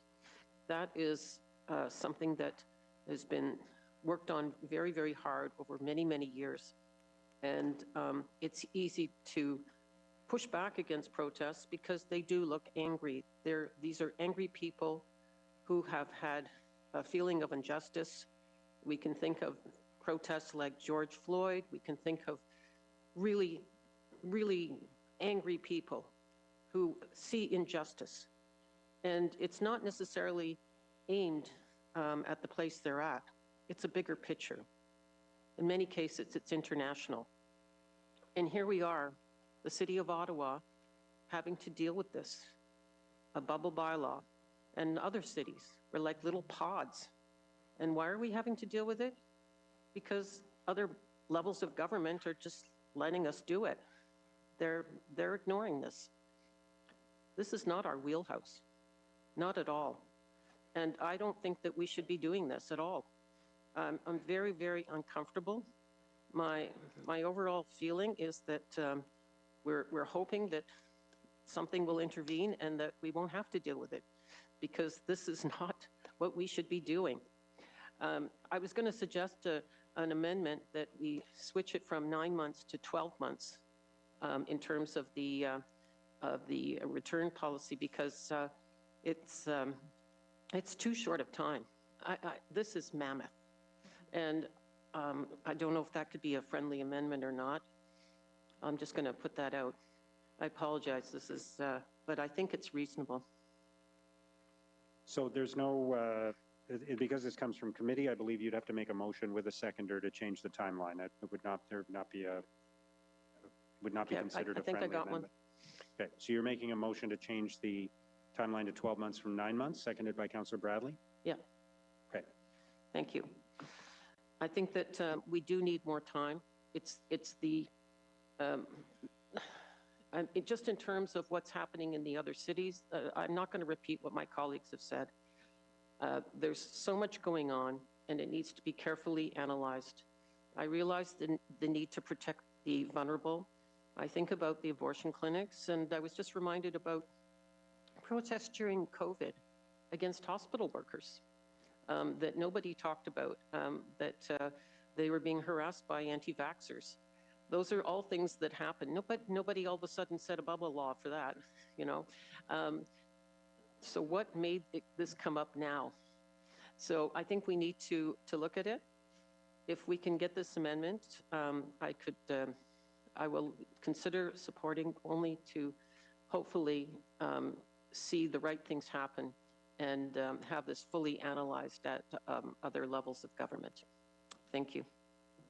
Thank you, Councillor Kavanaugh. Just to clarify that the incident you referred to related to hospital workers was one of the reasons that was invoked by people who supported this process. Councillor Curry? Yes, thank you, Mr. Mayor. So I wasn't on either of those committees, so thank you to everybody who sat through the 2 days. I will say, I don't like to blend my worlds too often, but as a member of the College of Teachers and a member of the College of Registered Psychotherapists for Ontario, I have a lot to say on this issue, and I think that it is very important that the city, municipal governments weigh in on this. I will never forget the board meeting that Alex Munter called for the CHEO board during the convoy, where protesters were blocking ambulances from coming into the ambulance bay. So, you know, when I hear councillors around this table say, well, how many incidences were there? If there was only one, that's too many. Imagine that scenario where protesters were stopping an ambulance from coming into CHEO's ambulance bay with a sick, potentially dying child in the ambulance. And I am allergic to drama, so I don't mean to be dramatic. I'm giving you facts that Alex called a board meeting to tell us that this was going on, and what could we do? What power did the board have to deal with this situation? It was dire. Ambulances not being able to come into an ambulance bay. You think about this bylaw being about safe access. Doctors and nurses coming out of their 12-hour shifts out to the front of CHEO to have protesters yelling at them after just dealing with sick children and families. Having families see that when they're worried about what's going to happen with their child, to listen to people yelling angry things. It was terrible. As a psychotherapist, you know, I know people say, well, protests need to make people uncomfortable. Uncomfortable versus traumatized for little children. What happens to little children's brains when they are scared stays with them forever. The neural pathways between their amygdala and their limbic brain are there forever. So uncomfortable versus traumatic. I don't know that we should be determining whether we think that is not worth $2 million or whether it is. So I'm actually amazed that anybody would vote against this right now, given this is direction to staff to draft a bylaw when we know what is still to come. Lots of conversations, lots of influences on upper levels of government. Lots can happen in the interim. And just as a side note, I think 9 months is fine. I would rather deal with this sooner rather than later and put some potentially fire under other levels of governments. I'll leave it at that period. No apostrophe S. So I just would say to you, from my own personal experience, I think safe access is something that we absolutely have to be looking at as a city, and that these are not just peaceful protests. And even again, if there's only one, that's too many. So I would encourage everyone to vote for this today, and then we will see what happens as we go down the road of staff writing it. Thank you. Thank you, Councillor Curry. Councillor Carr. Thank you very much. And thank you to my colleagues that serve on both the EPS and the PWIC committee. I also am not a member of either one, but I certainly appreciated the discussions, and I too, after listening to the discussions, changed my mind, and I will be supporting this today with the understanding that I may not support the bylaw once we see what it looks like, because we don't know.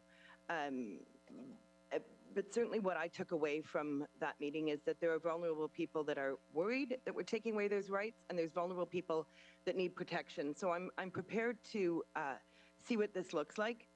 I am a little bit concerned as legislators around the table that what we do is put a motion forward for a solution without actually gathering the evidence and determining what is needed first. And it seems that this is what happened. We had a motion for a solution without actually hearing from people. So I think the next 12 months, and I do support 12 months, are going to be really important, because a lot of things, what we heard, for example, Councillor Curry, I'm not picking on you, but the example you just gave with the ambulance, like, I think that's actually illegal activity. I don't know that we would need a bubble bylaw for that. And so a lot of what I heard over the 2 days when I was able to listen, maybe the bubble bylaw is not the solution, but there are other things going on. And as Councillor Leeper said, you know, the provincial and the federal governments have both made a statement about this. The police board's currently undertaking a review of its major events policy to ensure it's firmly anchored in a human rights-based framework to strengthen the board's oversight of how major events, particularly protests, are planned and managed. And that work is set to start hopefully shortly.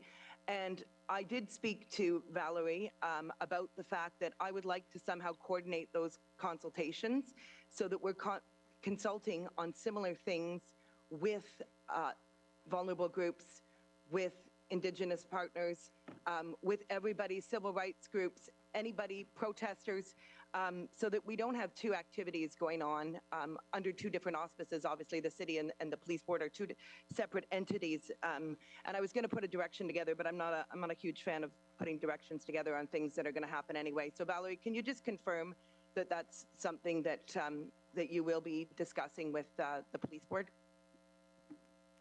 Mr. Mayor, yes. If we're directed to develop a vulnerable social infrastructure bylaw, we would be developing a consultation and engagement plan, and happy to reach out to the Ottawa Police Service, which we already have, but also to the board to see where there are any opportunities to do some of this work in collaboration.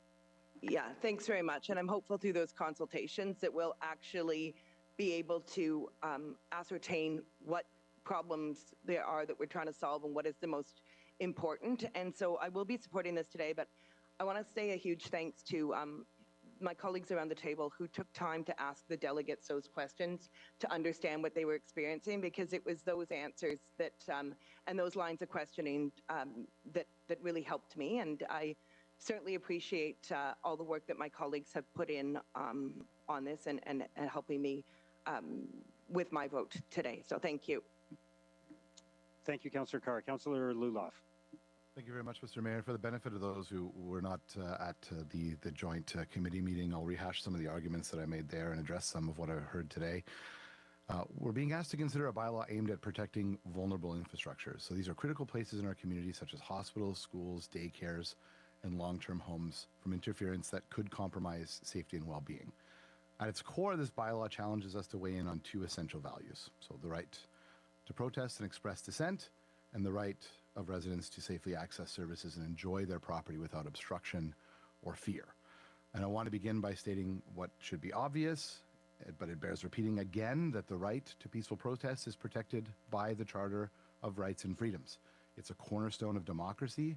I've long defended intellectual freedom in my work on this council, in committees, at the Ottawa Public Library, and I continue to believe that a healthy society protects even speech that we may not agree with. Mais les droits ne peuvent pas exister isolément. The rights cannot exist in isolation. Everyone has a responsibility to bear the one to respect the other's rights. That's where we find an essential balance. Unable to access their homes, whose children couldn't sleep due to blaring noise, whose workplaces were obstructed, sometimes for days at a time. And people have the right to reasonable enjoyment of their property, and they have a right to move freely and safely in their community. We've also heard the argument that protest is meant to be uncomfortable, that it must be disruptive to force people to engage with a message. But as I said before, I reject that argument unequivocally. This idea that anyone in a free society should be compelled to engage with a political cause against their will. That's not democracy, it's coercion. And the Charter of Rights protects freedom of expression, but just as importantly, it protects freedom of conscience and the freedom not to express. And these rights include the freedom not to be drawn into a protest you didn't choose, not to have your home or business turned into a battleground, and not to be made captive to someone else's cause. Compelled speech and action are incompatible with intellectual freedom. Democracy doesn't mean the loudest voice wins. It means all voices, even the reluctant and silent, are respected, and we must never confuse disruption with legitimacy or presume moral authority lies in the willingness to impose discomfort. Protests cannot come at the expense of someone's ability to pick up their child from daycare, visit a loved one in a long-term care home, or send their child to school without fear or disruption. It cannot prevent someone from getting to a medical appointment or from simply feeling safe in their own neighborhood. Ce règlement ne doit pas devenir inutile. We can't become useless to have some voices turned off, but we have to apply this carefully. Even studying this issue opens the door to abuse, that future councils may weaponize a bylaw like this and that we're stepping on a slippery slope. I don't accept that premise. We're not passing a bylaw today. We're asking staff to do the work, to examine policy options, and to report back. That's responsible governance. To suggest that this is an attempt to conflate peaceful protests with violence is not only wrong, it's misleading and frankly unfair. We are more than capable of drawing distinctions between principled protest and unacceptable obstruction. In fact, we have already drawn clear lines, explicitly excluding sites like embassies, city hall, parliament, and libraries. To pretend otherwise cheapens both the debate and the charter rights that we're seeking to protect. We must also recognize the federal government is contemplating similar measures. While this discussion remains important locally, I encourage residents and anybody listening to raise their concerns with their members of parliament and to ensure that any broader legislation is coordinated and avoids unnecessary duplication. We all want to live in a city where people are free to speak, to assemble, and to dissent, but we want to live in a city where people are free to sleep, to move, and to live in peace. And a mature democracy must hold space for both. Thanks. Thank you, Councillor Luloff. Councillor Brockington. Thank you, Mayor. I first wanted to start and thank all members of the Joint Committee for their contributions last week. Yes, it was a long meeting, but it had to be long. We took the time to listen to 42 delegations. As you've heard from colleagues today, a number of questions were asked, and I think we had a very good debate on the matter. And I want to thank my co-chair, Councillor Tierney, for his help as well. I do want to ask staff a few questions first. Is 9 months a good timeline for this? Is 12 better? How much time do you need to do the research, to get the legal opinions, to draft the bylaw, to vet it, to present it back to us? How long do you need? Mr. Mayor, thank you for the question. So at Joint Committee, we were asked to assess the timeline that we would need to do this work. We believe that 9 months is sufficient. That being said, if there are any impacts along the way, I know our city solicitor noted, new information could come to light, or the degree of which we get feedback in terms of our consultation process and the extent of that work. I would be happy to keep council apprised of that if there are any impacts to our timeline. But we did assess this at Joint Committee, and we felt that 9 months was possible. Okay, I appreciate that. Thank you. And if this passes, we heard from staff that some of the preliminary work with a potential taxi bylaw review would be pushed to the next term of council. Has staff reached out to the taxi industry just to have a conversation to make them aware of this type of decision?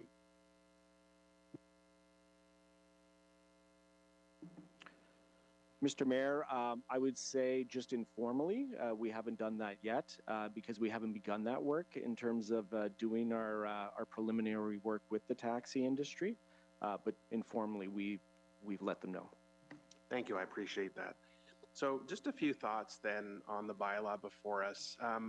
I fundamentally believe that our right to protest always trumps personal inconvenience of the people being protested or people who are around a protest.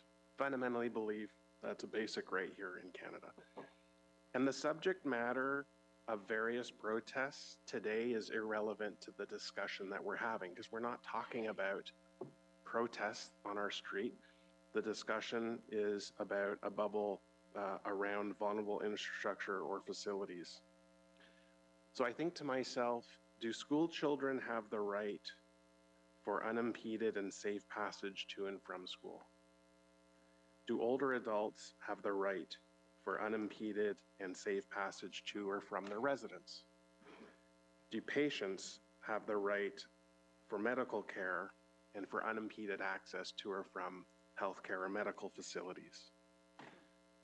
So Councillor Johnson, I want to thank you for your clear articulation of your thoughts or your feelings on this matter. They spoke to me and how I feel as well. And for others, including Councillor Leeper, I really can't see 444 municipalities in Ontario. Councillor Tierney, I don't know how many there are in Canada, 1,200, 1,500 municipalities in Canada, all developing bylaws, all spending the time, all having legal challenges. If this truly is an issue, then you need upper levels of government to provide a blanket law in place, or clarity to the law, or amendments to law that then permeate down to the lower levels of government. So going into the joint committee meeting, and even today, I'm uncomfortable with just the need for a bubble, but I'm also uncomfortable with vulnerable residents who are pulled into situations where they're not the decision makers and they should not be the targets of protests. That's what I've been struggling with since day one. We acknowledge the right to protest. We don't want at all to make statements about, impeding protests, the right to protest, what people say, but certainly what's been the main focus here is vulnerable institutions with vulnerable people in those institutions. So I'm going to support the work that's being asked for, certainly support the legal review that's needed, and I will review a draft bylaw that will be presented to us next year, and it will certainly be my right at that time to support it or not. But I do believe more work needs to be done, and I'll be supporting the motion before us. Thank you. Thank you, Councillor Brockington. Councillor Tierney? Great, thank you, and great points, Councillor Brockington. I think we're talking about a lot of this because protests have changed. I agree with a lot of the points I've heard. I think we need other levels of government to get involved.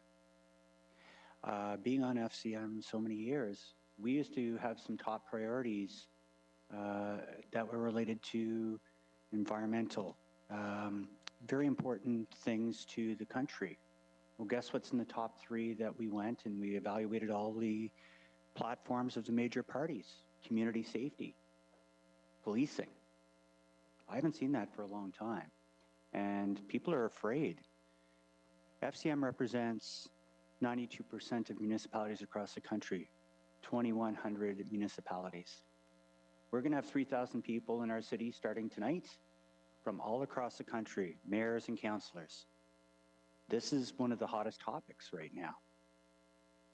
I think we're looking at how protests run and talking about how we need police enforcement to either enforce the laws or not, but why are we saddled with these issues?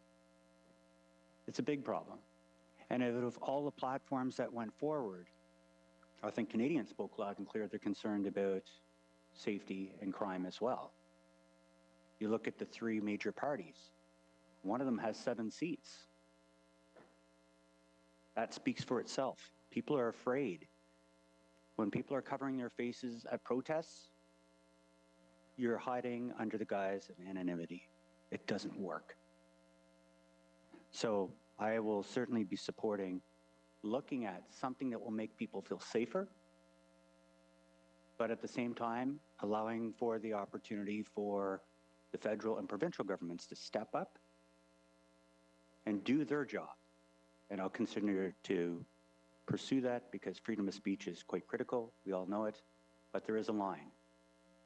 Smoke bombs, masks, trying to hide your face, scaring children. When is this acceptable? And it's not just us, it's across the country and across the world. We can show leadership that as a national capital that sees most of these peaceful protests. What is that definition of peaceful? Anyway, thank you very much, Mayor, for the time today. Thank you, Councillor Tierney. Councillor Hill. Thank you, Mr. Mayor, and I appreciate the conversation we're having today over the last several weeks, over the last several months, both around this table and with the stakeholders in the community. I do want to reframe a little bit of the way that we're looking at this discussion, because I think it gets lost in that this is not as simply put as saying that we're going to vote for or against the Charter of Rights. To say that we want to look at a bubble zone bylaw and potentially implement a bubble zone bylaw around vulnerable infrastructure is not to say that we are looking to compromise charter rights. This is a question of competing charter rights.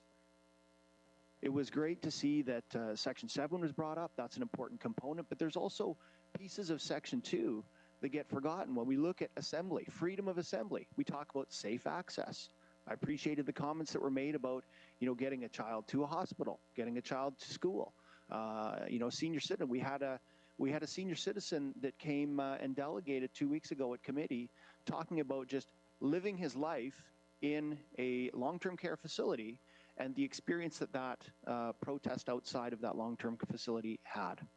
This is not saying that we want to infringe charter rights. This is saying that there's complexity and there are competing aspects to charter rights because everyone has access to charter rights. Everyone's charter rights need to be considered when we and other levels of government are looking at public safety, free speech, free assembly. And we can't forget that in creating legislation that impacts one group of people, what are the effects on the offsetting others? And right now, as we speak, we have people that came out to committee to give their lived experience of how they felt their charter rights were being infringed. And this is a mechanism for us to do the analysis over the 9 months that our staff have said they need in order to look at this review and present to us a bylaw that will meet that need for us to try and balance the competing charter demands. This is not a yes-no charter versus not charter. This is not that. This is a question of doing our job as the board corporation of this corporation to ensure that we're balancing those competing charter demands. Thank you, Mr. Mayor. Thank you, Councillor Hill. I just want to clarify a couple of things and then I'll make a few quick remarks. But just to be clear, we are not enacting a bylaw today, correct? That's correct, Mr. Mayor. And council will still vote on a final bylaw if it's drafted, when it's drafted by staff, correct? That's correct. And would it be normal for us to thoroughly examine the legal ramifications of a bylaw during the process of developing a draft bylaw to bring to council? Yes, that would be the normal process. And I know there was mention of the coverage recently of the bylaw process in Toronto and the reporting around how council ended up going in a direction that was not recommended by legal staff in some respects. Having looked at that information, are you confident that we are not repeating what the council in Toronto has apparently done according to this article? Mr. Mayor, ultimately it's up to the legislature. In this case, it would be up to any municipal council to make the decision based on all the information that's available to it, including regard to legal advice. Other than that, the decision falls to the legislature, in this case, a municipal council. Right. But the changes that were made in Toronto that sparked this article, that's not what's happening here. Is that fair to say? I think that's fair to say, Mr. Mayor. Okay, thank you. And again, to reiterate, staff are comfortable with a 9-month timeline, correct? Yes, Mr. Mayor. Okay, thank you. So, councillors, thank you all for your thoughtful comments on this, not just today, but throughout the last few weeks. This is not an easy issue, and I appreciate the rights and values that, to some extent, are being pitted against each other with this issue. But I actually think this is a great example of how democracy can and should work. Ce processus est un exemple de comment This process is a good example of how democracy can work and should work. We heard concerns from the community. They brought them to our attention. We explored options. I personally spoke to many, many different community leaders from faith congregations, from community service, from education, from other fields. We had a very long and thorough joint committee meeting, and I want to thank all the members of both those committees for their thoughtful consideration and dialogue over 2 days. Thank you to Councillor Brockington for chairing that long 2-day meeting. Thank you to the many members of the community who delegated at that meeting. Je remercie les conseillers, les membres du public. Thank you to all councillors and members of the public who took part in this 2-day meeting. Everyone respects the right to protest. Everyone believes that labor demonstrations and student protests and other events like that should be allowed to continue. And I think also everyone believes that people should be able to access schools, places of worship, and other important spaces without feeling threatened or intimidated. This is not an easy issue, but we didn't avoid the issue. We chose to take it on, and we are showing leadership. At committee, we found room for compromise, and we achieved a broad consensus on moving forward. The solution before us is balanced and thoughtful. It is careful and precise. It is principled and prudent. It aligns with what's happening in other communities and at other levels of government. It sends an important signal to the community, and it responds to the concerns, the legitimate concerns and worries of many of our residents.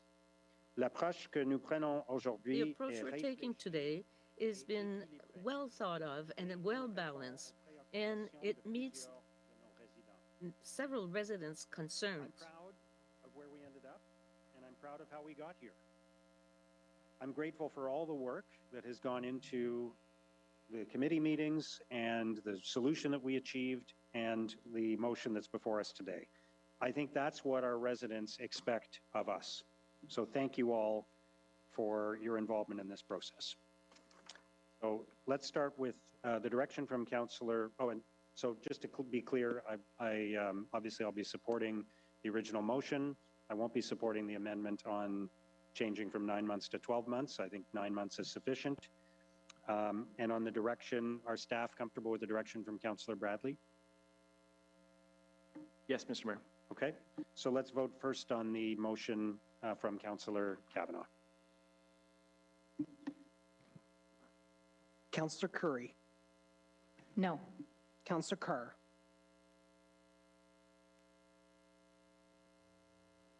Yes. Councillor Lowe. No. Councillor Menard. Yes. Councillor Troster.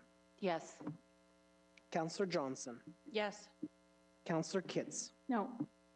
Councillor Tierney. No. Councillor Kelly. No. Councillor Hubley. No. Conseiller Desroches. No.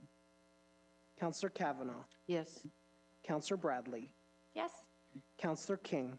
Yes. Councillor Leeper. Yes. Councillor Luloff. No. Councillor Devine. Yes. Councillor Gower. Yes. Conseillère Plante. Oui. Councillor Hill. No. Councillor Brown. No. Councillor Dudas. No. Councillor Brockington. No. Mayor Sutcliffe. No.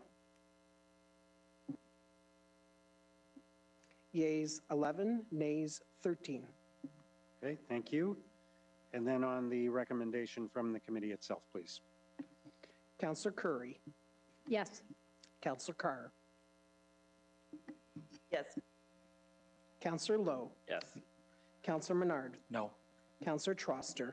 Yes. Councillor Johnson. Yes. Councillor Kitts. Yes. Councillor Tierney, Yes. Councillor Kelly, Yes. Councillor Hubley, Councillor Desroches, Oui. Councillor Kavanaugh, Yes. Councillor Bradley, No. Councillor King, Yes. Councillor Leeper, Yes. Councillor Luloff, Yes. Councillor Devine, No. Councillor Gower, Yes. Conseillère Plante, Oui. Councillor Hill, Yes. Councillor Brown, Yes. Councillor Dudas, Yes. Councillor Brockington, Yes. Mayor Sutcliffe. Yes. 21 yeas, 3 nays. Okay. Thank you, everyone. Let's move to item 16.1, the evening and weekends parking rate review. And I understand there's an amending motion from Councillor Brockington. Councillor Brockington?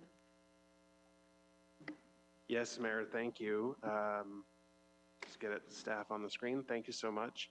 So fairly short. So whereas the Byward Market is confronting a number of challenges as part of its evolution back to a major city destination, whereas the Downtown Revitalization Action Plan led by the Ottawa Board of Trade includes significant attention and investment in the market, whereas maintaining times of free parking is a short-term strategy while the Byward Market continues with its revival.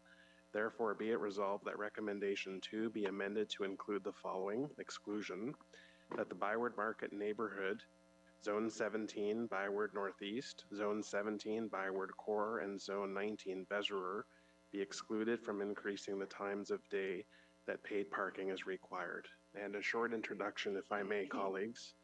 So Council has a long history of making exceptions to rules that we pass. We create economic zones in our city of Ottawa where we give priority to neighborhoods like Canada North and the airport lands. Coming out of COVID, we were cognizant of patio fees that our hospitality industry was faced with. We made some exceptions here. OC Transpo recently had a very successful weekend where free fares were offered to introduce the public to the transit system and entice people to take public transit. We sometimes waive DCs or demolition fees for not-for-profit or charitable organizations who are building housing that aligns with city goals or objectives. So the question that comes down to it is, do you believe the Byward Market needs special treatment? I think the answer is yes. If you look at the action plan, the downtown action plan, which includes the Byward Market, there's significant attention and investment being made here. We've certainly had provincial government investment that's been directed to the market. We know that the Ottawa Police Service investment here, part of the mayor's campaign, was more attention to the Byward Market as well. So when you see long-time businesses that are packing up and leaving the market, certainly the farmers market itself, long gone in safety and security issues, we are putting in the necessary time, effort, and energy to rebuild our market, a cherished destination within the city. And what I'm suggesting is increasing times where we demand public pay for parking. This is not the time to do that. Let's rebuild the market first. We can revisit it, but this is not the time. So fairly brief motion to exempt the market, and happy to hear comments on this matter. Thank you, Mayor. Thank you, Councillor Brockington. Councillor Troster. Thank you so much. I'm just wondering, because not everybody had the benefit of being at Public Works and Infrastructure, if somebody from Parking Services or from Public Works could just remind those of us at Council what the database metric is that's used to determine whether metered parking will be added in the evening.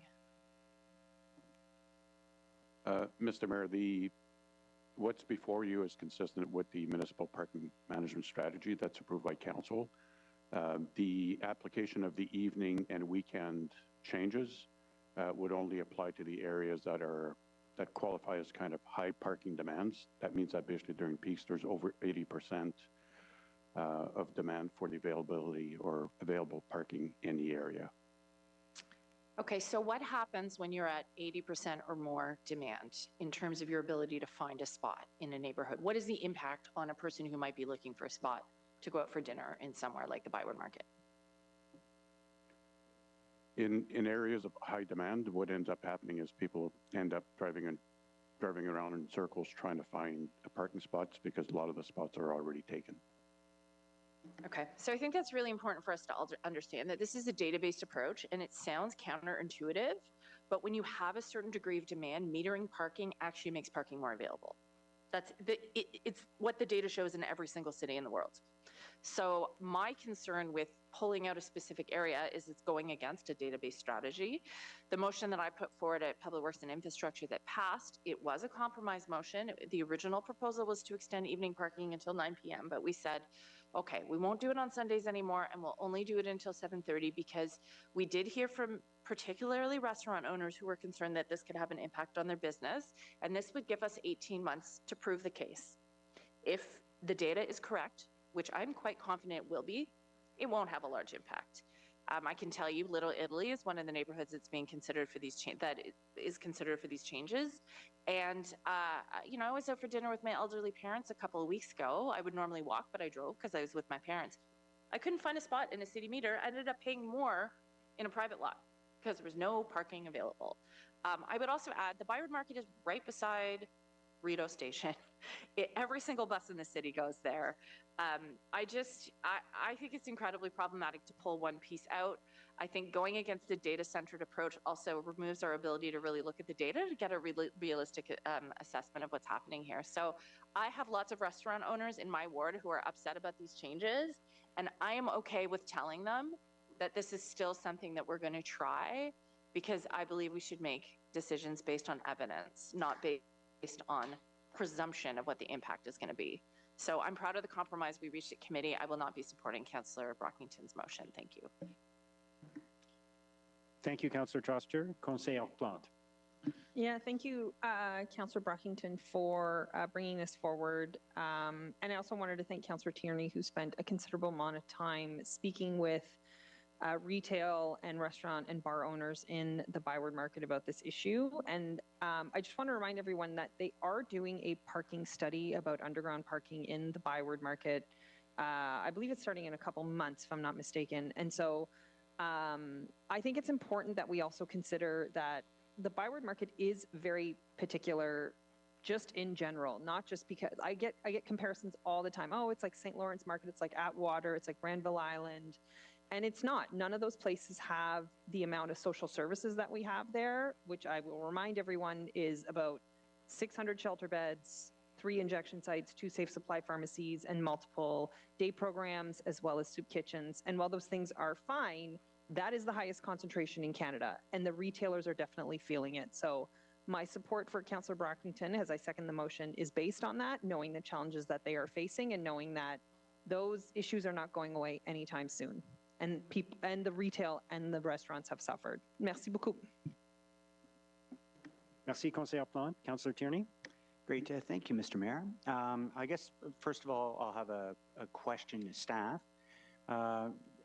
We obviously, even with what we did in trying to find that compromise, and thanks to, I'll say, Vice Chair Troster at the time, we worked very closely. We looked at keeping, making Sundays free. That really helps the church community. It helps the families going downtown. It kind of checks a box on all the employees that would be down in that neighborhood that would actually have to start paying for Sundays. That's free. That's good. We're working with that. We modified the rate, as Councillor Troster said, from 9 to 7:30. Pretty good compromise. There is a net effect on this, I assume, because, of course, any money that's collected for this goes directly into a parking fund. We can't build swing sets. We can't use it for parochial projects in our own areas. This is tied directly to building what would be a new underground possible parking garage in the Byward Market in the future. How much money are we losing by even making the initial compromise versus what this is offering today, which is essentially bonusing, in my opinion, a whole bunch of businesses that on the backs of the taxpayer. I'm kind of curious what the difference is between the two. Mr. Mayor, we haven't redone the estimates, but our original estimate was about 3 million. And we figure with the changes, it's probably going to be less than half of the 3 million. And thank you. And, you know, in all my efforts, and again, I'm looking for the seconder of the motion if she's in the room. Oh, if I could ask the seconder of the motion, we've been working collectively together on this. I didn't know anything about this till 3 o'clock yesterday. When did you first find out about this? Because this has been an all-around effort. Yeah?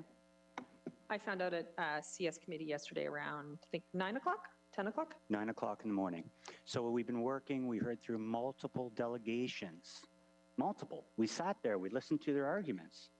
We debated it. There was a point where we actually weren't even going to do a compromise. But I wasn't even awarded the, and that's fine, the opportunity to continue the role because myself and Councillor Troster have taken bullets on this.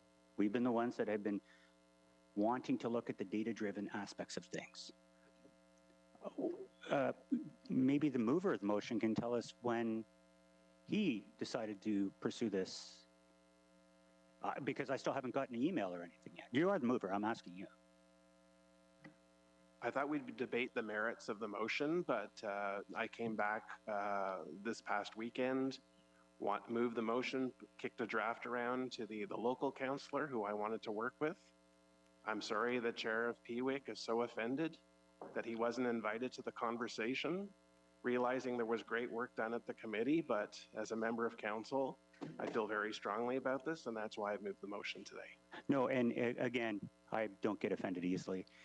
When did Point of order, Mr. Mayor. Yeah. Members of council can bring motions forward up until the 11th hour, and that this question is not germane to the content Fair of the enough. motion. I just want to know when it was submitted and circulated to members of council. Because of the 3 o'clock yesterday, it wasn't circulated. Fair enough, but let's get back to the substance Certainly, of the motion. I would like to hear from the clerk when it was submitted to the clerk's office. A councillor can introduce a motion during a council meeting, right? So the timing of when a motion is introduced is not really relevant to the substance of the motion. Just again, I've asked the clerk when it was submitted. Mr. Mayor, consistent with our usual practice, we referenced the motion in the procedural memo issued to members of council the evening before the council meeting. Okay, great. And again, just to clarify, absolutely, it's within your right to submit something, but typically if, you know, in a leadership role, you'll want to ensure that you work and see if there's going to be success or if you're simply submitting it for failure. I suggest it's probably the latter. On this, I will not be supporting this. I think this is a grave mistake to throw this in for a little clickbait. That's what that is. It's not about actually dealing with the real issue. So those are my 2 cents on that, Mr. Mayor. Thank you. Thank you, Councillor Tierney. Councillor Lowe. Thanks, Mayor. So I lost my train of thought after that. I think my question, actually my original question was, you know, if we're going to exempt the Byward Market, you know, I think there's a nearby, you know, someone would probably argue that Centertown nearby on Bank Street would probably be equally deserving of help like this, and understanding that you know there are particular situations in the market, you know, have there been any? This is, you know, probably all public stuff now, but has there been any, you know, comments about the fact that we're only going to be exempting the Byward Market, understanding this motion, you know, sort of just came forward recently? I don't actually know where this question should go. Who are you asking the question of? I have no idea. I guess let's ask. It would help for us to know. Yeah, I guess I'll ask the mover. Like, has there, you know, I know there's you know, there's comments about the Byward Market. There's particularities about the Byward Market. Is there anything like similar for like Centertown Bank Street? I'm not trying to speak for the local councillor, but you know, I'm thinking of like these areas where we've talked about helping the market. We've talked about downtown revitalization there. My train of thought's back. We've talked about downtown revitalization. Like, would this also not be, you know, would that also be a relevant consideration on top of the market? Thank you, Councillor Lowe. Is it relevant? Yes. You could argue that all neighborhoods could make an argument. What I'm saying is council has specifically said the Byward Market needs help, needs resources, needs attention, has an action plan. And what I'm trying to articulate is the Byward Market is different in this case. Okay. I mean, I would kind of say that we've also talked about the rest of downtown. We've talked about the market for sure, but we've also talked about the rest of downtown in terms of revitalization. I'll sort of, I don't know where I'm going to go with that, to be honest, but I'll sort of repeat some comments I made at Pewick, is that we need people downtown, we need people in the market 24/7. We're not just focusing on commuters. We shouldn't focus on just the 9 to 5 to get us to that location. A lot of these communities need more people there 24/7 through intensification, through better ways of developing these areas. And there are things that are there there that are sort of resistant to that, whether it's heritage overlays, or just a general resistance to this change where the most density is most appropriate. So I hope that there's a bigger conversation about this beyond just parking for these areas. And that's all. Thank you. Thank you, Councillor Lowe. Councillor Desroches. Thank you, Mr. Mayor. At committee, Chair Tierney asked the question. I think it bears repeating at this committee today, or this council today, that this is not a tax grab. I think there's been a lot of rhetoric on this, that the perception is the city is doing it because it needs the revenue, because it's a tax grab. So I'm wondering if staff could just clarify for the record today, for the people watching at home, that this is not a tax grab, that there are specific rules that govern the collection of these payments, and we're restricted in terms of where the money can go. Mr. Mayor, so 2 points. It is not a tax grab. Any revenues that are generated by parking revenues need to go towards parking-related investments, and that's as per the Municipal Act. And any decisions that we make related to parking decisions are also done in accordance with council's approved municipal parking management strategy.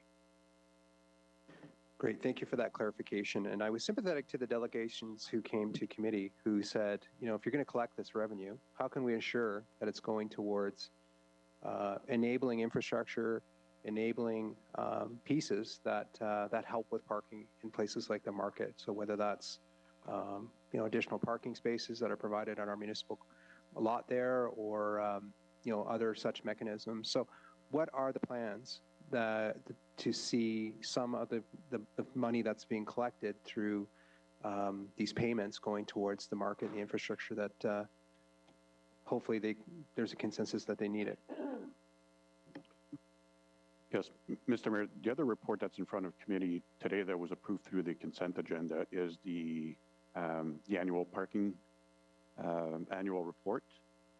It details basically the revenues that are coming in, but also the investments that are being made that are all parking related. So a lot of it is related to life cycling of our existing facilities. It's EV charging. There are investments towards bike parking. And some of those investments are related to facilities that are in the market. Okay, and just some general comments, and I've said it several times when we deal with the markets, and I know it's a challenging area to respond to the various challenges and opportunities that exist there, but it's not 1980. The city's grown significantly over the years. We are building complete communities in the suburban communities and right across the city, and I think a lot of the shopping dollars are staying at home. And, I think the market needs to be innovative in terms of how it's going to survive. I think we as a council need to invest in more housing in the area so that there will be people attending to these businesses. I am, though, sympathetic on the tourism side. And I did hear that from delegations again that, there's limited parking for employees if they're driving, and potentially they're taking up these spots that could go towards tourists who are going to be in the market. And I think we'll continue to do so over the years as we encourage Invest Ottawa or Tourism Ottawa to go after more and more events and more conferences and what have you. We just saw a great visit by Her Majesty the King and Queen, and I don't doubt that there was some benefit to the downtown core and to the markets as a result of that, given the great crowds that came out for that. So I'm going to be supporting it today again because I think it will help the business, despite some of the rhetoric that people make that it's a tax grab. Thank you. Thank you, Councillor Desroches. Councillor Curry. Thank you, Mr. Mayor. I just have a question for staff first, and I might just preface it for a second. When you make a change like this, I think the impact can be felt in many ways that we may not even expect. And I think about some of the emails I've had from people in Canada who said to me, if they're going to raise the rates parking in the downtown market, I'm not going downtown anymore. And I feel like I'm banned from downtown. I feel like everything they do in your city council is against drivers and cars. And so these are the emails I get, right? And so as a result, I'm only going to go to restaurants in Canada, Stittsville. I'm never going downtown again. Like, the emails you sometimes get, right? So anyway, so when I think about the study that will be done, and I will address what Councillor Brockington is saying in a second, the part of this motion that says there will be a study done, it will be done by parking services. I mean, in my mind, I think it should be done by strategic initiatives. It should be done by someone in economic development. It should have more consultation. And maybe you talked about this at committee. I'm sorry if you did. But consultation with Tourism Ottawa, Ottawa Tourism, or obviously the Market Authority, groups like that, Invest Ottawa, as opposed to just a study done by parking services. But maybe you're going to tell me it's more complex than that, and that's fundamentally my question. Will it be more complex than that? Mr. Mayor, it falls to parking services because we're the department that basically oversees that policy. Obviously, we would be working with all of our counterparts in your organization, including strategic initiatives, before we bring something forward. Okay, wonderful. I just would highlight the complexity, though, of seeing and how you would measure this. I'm not exactly sure, but the increase in restaurant use in Canada, as opposed to the downtown market after we raise the rates. I do understand that parking is, there's a lot of people asking for parking in the market. I understand that businesses were asked, would it be helpful in some ways because their employees were taking up the parking? Be interesting to know if then they have trouble getting staff because their employees have nowhere to park or can't afford the parking or something like that. I just see this as quite complex. Now, Councillor Brockington's point that different areas can be treated differently, absolutely, 100%. Different areas can be pulled out and treated differently in many, many ways. And all of Councillor Brockington's examples were excellent and accurate. I would like to see what this does, but hence my focus on part 3 of this motion. So I will be supporting the main motion here without making the changes, but I would like a really thorough analysis of the impact that this has. Thank you. Thank you, Councillor Curry. Councillor Gower. Thanks, Mayor. Another council meeting and more time spent on parking. I think we need like a meter where we have to pay $2 to get 5 minutes to talk about parking. We spend, do I have a seconder? Look, I think the real issue here is that we don't have the ability to reinvest the money collected to social services for the market, to better transit services towards downtown. And I really think it's time we take another look at creating a parking authority like they have in Toronto, so that revenue from parking doesn't have to be reinvested in parking, that it could be reinvested in ways that might encourage more people to come to downtown areas, including the market. So if any colleagues want to work with me on bringing a motion to PWIC before the end of the term, I'm all ears. Thanks, Chair. Thank you, Councillor Gower. Thank you all for your comments. Go ahead, Councillor Brockington, and then I'll just make a few quick remarks before we vote. Thank you. Sure. Thank you, Mayor. And thank you, colleagues, for your valuable input, most of you on your valuable input on this matter. So the market, as we all know, has many challenges. This is why I'm moving this. As a native Ottawan who has seen the market in good times and bad, I'm very concerned about the future of our market. I'm very concerned about how the market has slowly dissolved over many years. It's like seeing an older relative slowly die. And I'm very concerned about what it will take to revitalize the market. That is my motivation behind this. So at the very least, as a short-term strategy, as our action plan unfolds, as there's significant investment, time, effort, and energy in revitalizing the market, what I want to see ultimately is we draw more people to live in the market, to work in the market, to visit the market, to spend money in the market.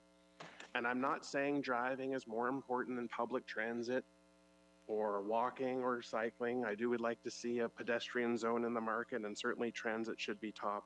But for those who choose to drive, for those coming from further away neighborhoods, I don't believe that increasing the time of the day for paid parking, this is not the time for that. We've saying this is a critical neighborhood. We've identified an action plan to revitalize that neighborhood, and I don't believe that what's being proposed for parking is right for the market at this time. So that's why I've moved it. There's no other motivation behind this, Mayor, but to help the market revitalize itself over the time that it needs to do so. Thank you. Well, I was going to say something first, if that's all right. So just to give a few quick thoughts on this. First of all, I appreciate all the comments. I won't be supporting Councillor Brockington's motion. I do understand and respect where it's coming from. I don't accept the premise that this measure is somehow punitive to the Byward market. You know, I understand the concerns of business owners. As a longtime business owner myself, I know what it's like to be feeling like there's just one thing after another that's working against you. But you know, if you look at strong and vibrant neighborhoods throughout North America, many of them have metered parking throughout the evening, throughout the weekends, and those neighborhoods and those business districts are thriving and successful. So those things are not mutually exclusive. Introducing longer hours for paid parking in any area of the city is not necessarily going to be the make it or break it thing for that area of the city. So I think a lot of great work was done at committee to reach a compromise, and I think we can go forward with that and see how it works. So I do support the original recommendation from committee, but not the motion. So if we could vote first on the motion, please. Thank you. Yeah, I support the original recommendation from committee, but not the Brockington motion, respectfully. So we're voting first on the Brockington motion. Councillor Curry. No. Councillor Carr. No. Councillor Lowe. Nope. Councillor Menard. No. Councillor Troster. No. Councillor Johnson. No. Councillor Kitts. No. Councillor Tierney. No. Councillor Kelly. No. Councillor Hubley. No. Conseiller Desroches. No. Councillor Kavanaugh. No. Councillor Bradley. No. Councillor King. No. Councillor Leeper. No. Councillor Luloff.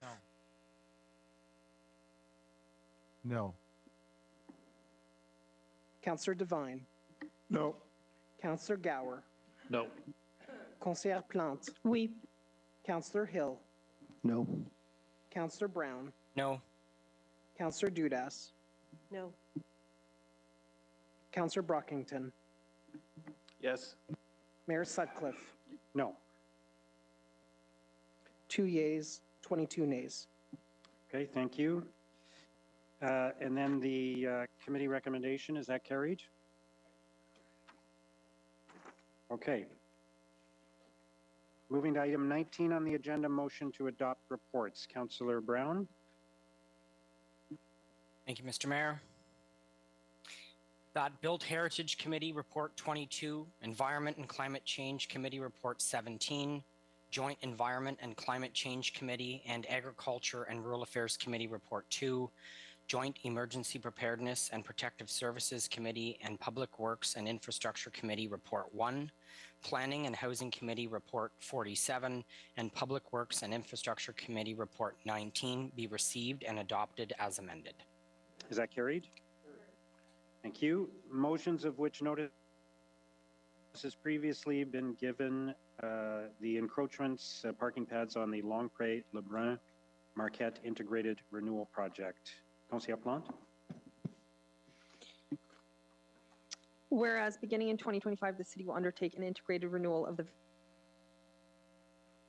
various streets municipally known as Marquette, Lompré, Lebrun, Michel, Descartes-Blanc, Saint-Monique in Ward 12, known as the Lompré, Lebrun, Marquette Integrated Renewal Project. And whereas the design phase staff have identified some of the driveway parking pads within the project limits that were in full conformance with the city's use and care of roads bylaw 2003-498 and have been there for decades. And whereas for the existing properties, the use and care of roads bylaw are normally enforced only on a complaint-driven basis, and whereas there have been no complaints with respect to the non-compliant parking pads in the area, whereas the residents support providing relief for residents with parking pads while acknowledging that any future driveway, private approaches, and parking pads encroachments must be in accordance with city bylaws.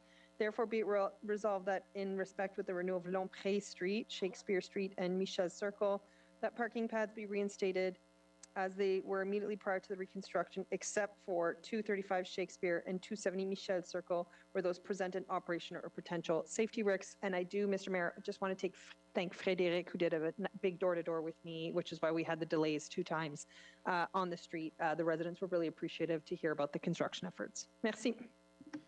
Merci. Is that carried? Strandherd mural, and this motion is changed. Councillor Hill, did you want to just clarify how it's changed? Yeah, I can just read out the be it resolved if you like, Mr. Mayor.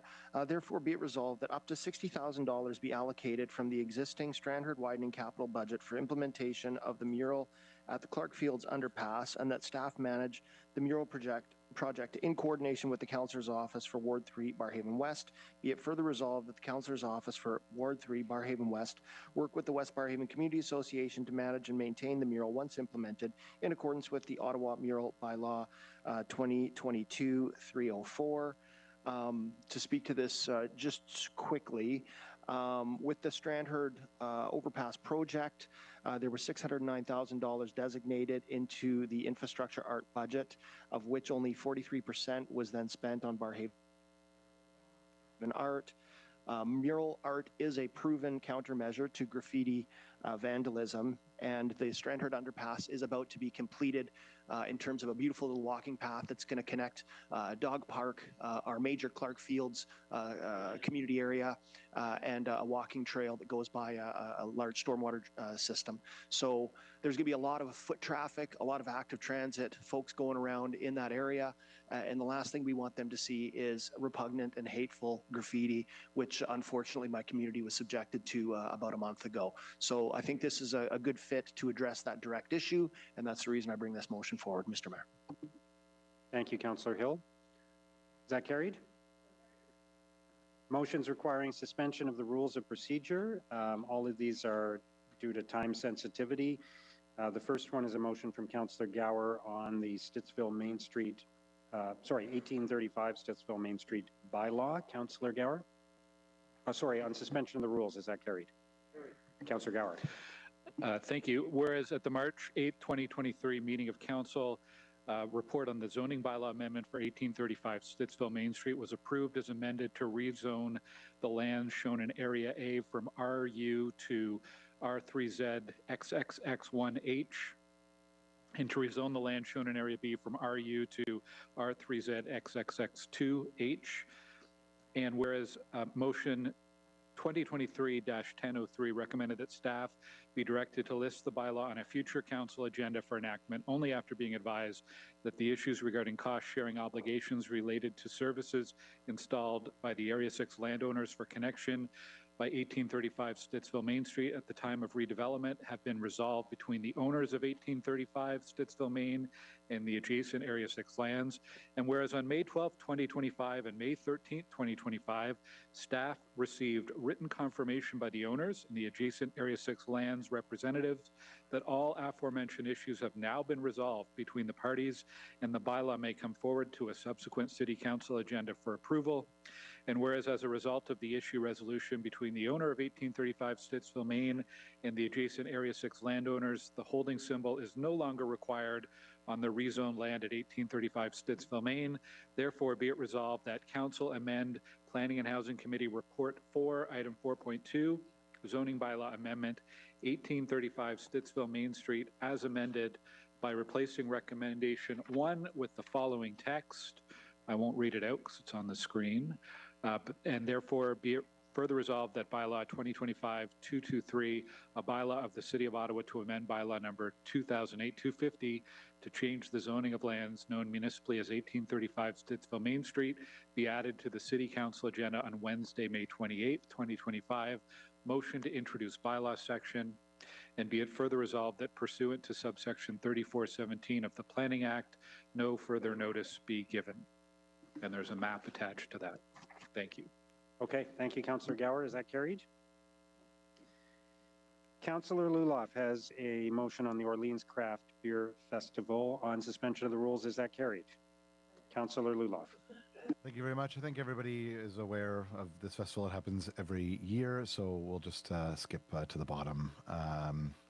Therefore, be it resolved that Council approve the road closure for Centrum Boulevard from Brisebois Crescent to Prestone Drive from 7 a.m. on Friday, June 6, 2025 to 8 p.m. on Sunday, June 8, 2025 for the Orleans Craft Beer Festival, providing it meets the requirements, conditions, and approval of Special Events Advisory Team. And thanks to Kevin and all the vendors for coming out. I'd like to invite all of you to come and join. Thank you.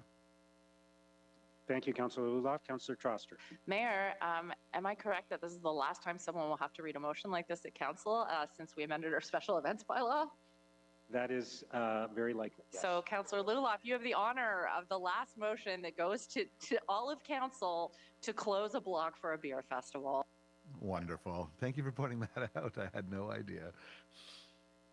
Maybe there'll be a plaque someday at the Orleans Craft Beer Festival for having that honor. Is that carried? Thank you, colleagues. Councillor Kitts has a motion regarding the signage at the Hard Rock Cafe. On suspension of the rules, is that carried? Councillor Kitts? Thank you, Mr. Mayor. I did read this out as a notice at Planning and Housing Committee, but it's been redirected here. So perhaps I can just skip ahead to the therefore be it resolved. The council approve an exemption to section 122 of the permanent signs on private property bylaw with respect to sign height, sign face area, and message center area in order to permit the proposed replacement ground sign for Hard Rock Ottawa at the Rideau Carleton Raceway. Thank you, Councillor Kitts. Is that carried? Councillor Dudas has a motion on the South March Best Municipal Support Resolution on suspension of the rules. Is that carried? Dissent. Okay. I believe we still have the required numbers. So Councillor Dudas, if you would introduce the motion, please. Whereas 2 BEST projects located within Ottawa were awarded contracts through the LT1 RFP in 2024, whereas Council granted a municipal support resolution to the Trail Road BEST in 2023, but declined an MSR for the Fitzroy BEST due to site suitability and consultation concerns, whereas the proponent has since conducted extensive consultation and relocated the project approximately 13 kilometers, now referred to as the South March BEST, and whereas these changes significantly alter the project's character, prompting the proponent to request Council's consideration of the new project via a letter dated May 25th, 2025.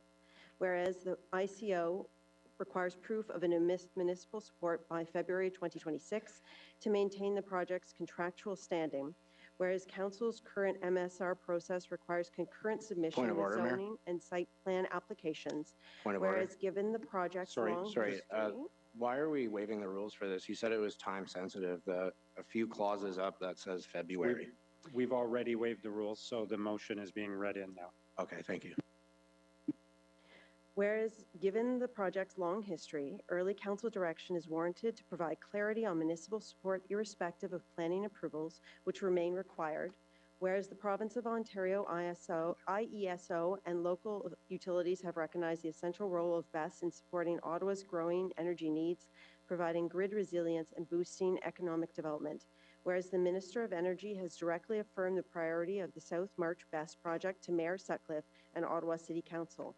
Therefore, be resolved that 1, an item be added to the agenda for the June 5th meeting of the Agricultural and Rural Affairs Committee for committee to provide a recommendation for the June 11th, 2025 meeting of council to either accept or deny a municipal support resolution for the South March Best project.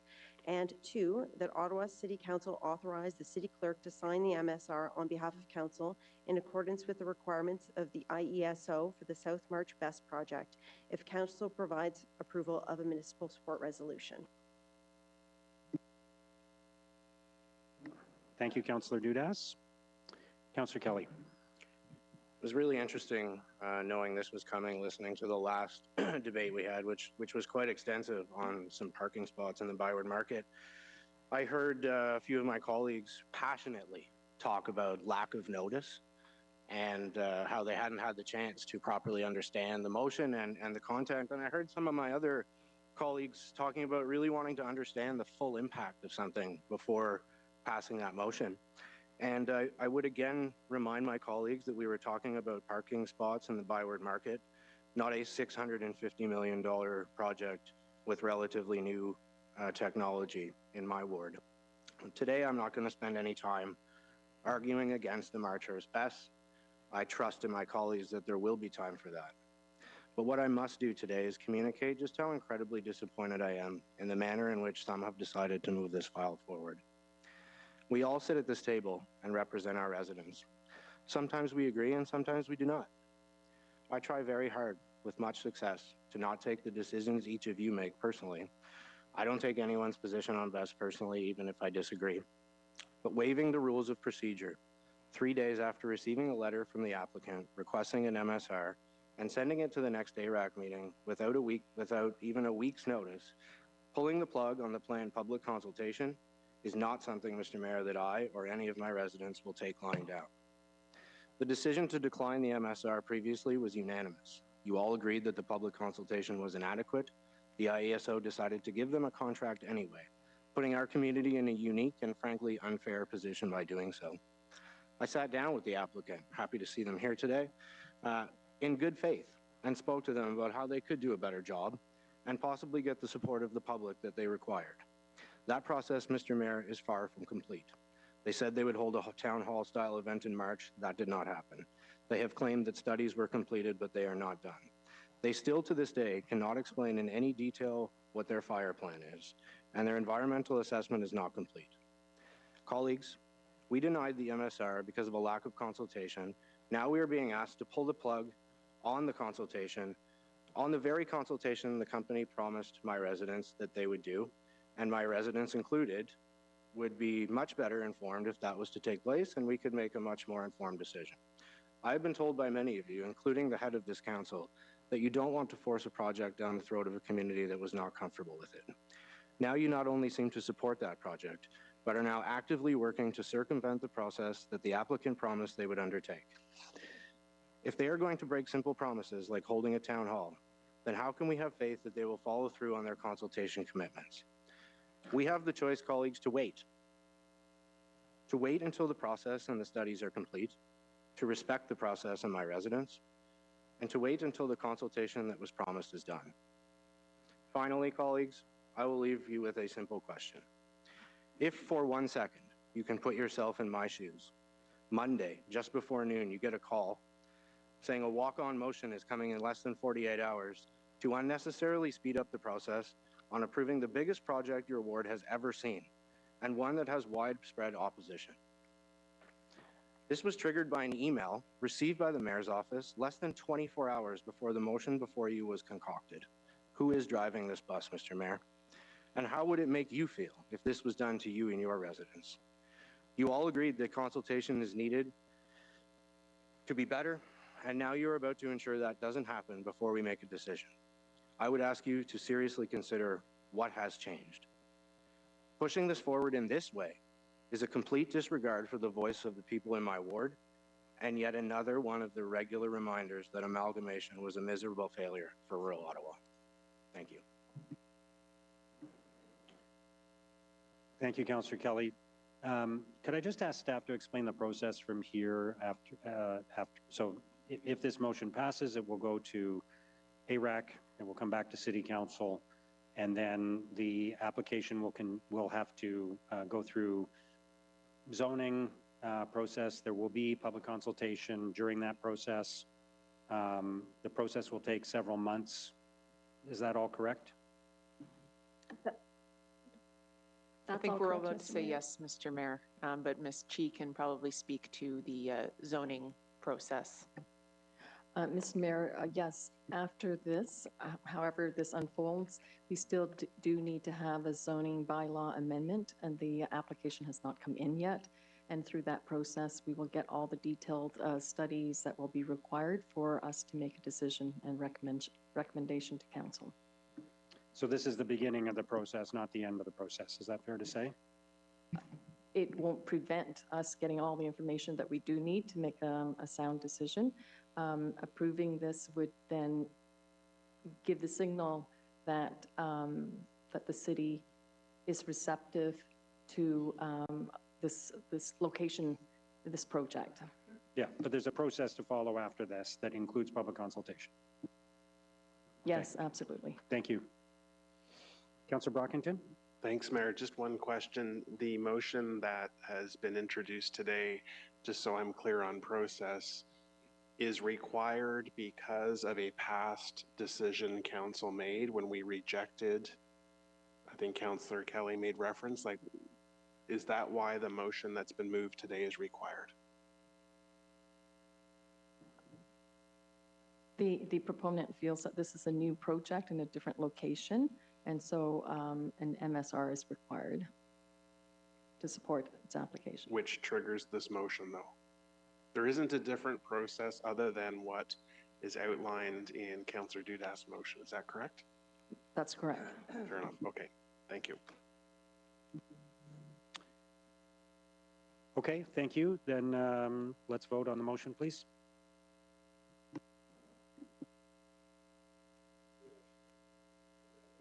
We're voting on the motion to refer this to Agricultural and Rural Affairs Committee. The motion from Councillor Dudas. Councillor Curry. Yes. Councillor Carr. Yes. Councillor Lowe. Yes. Councillor Menard. Yes. Councillor Troster. Yes. Councillor Johnson. Yes. Councillor Kitts. Yes. Councillor Tierney. Yes. Councillor Kelly.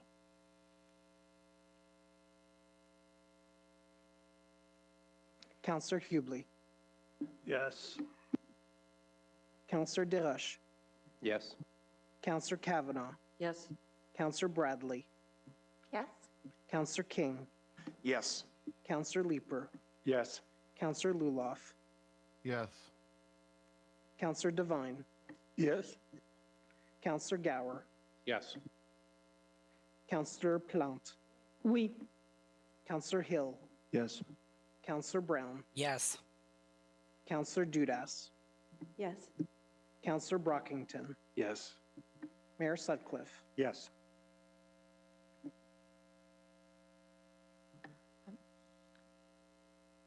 At 23 yeas, 1 nay, a member that remains seated when the vote is called and does not state a vote is recorded as a negative vote.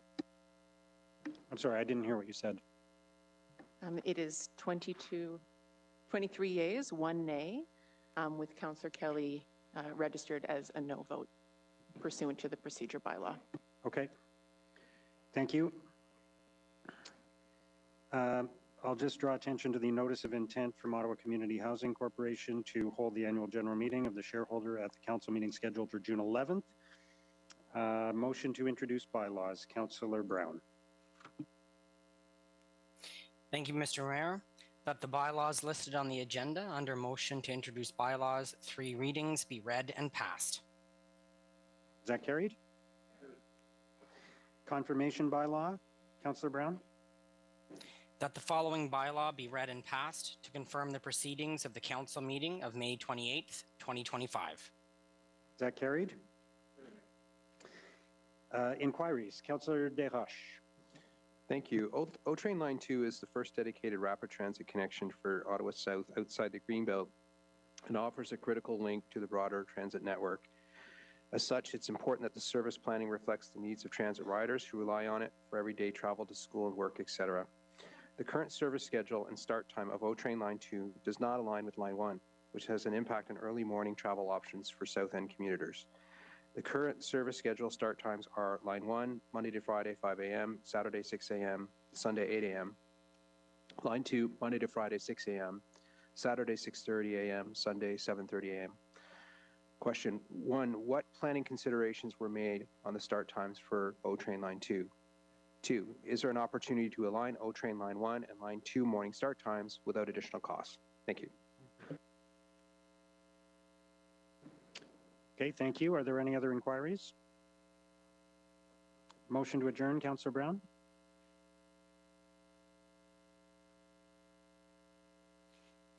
That the proceedings of the City Council meeting of May 28, 2025 be adjourned. Is that carried? Thank you. Merci.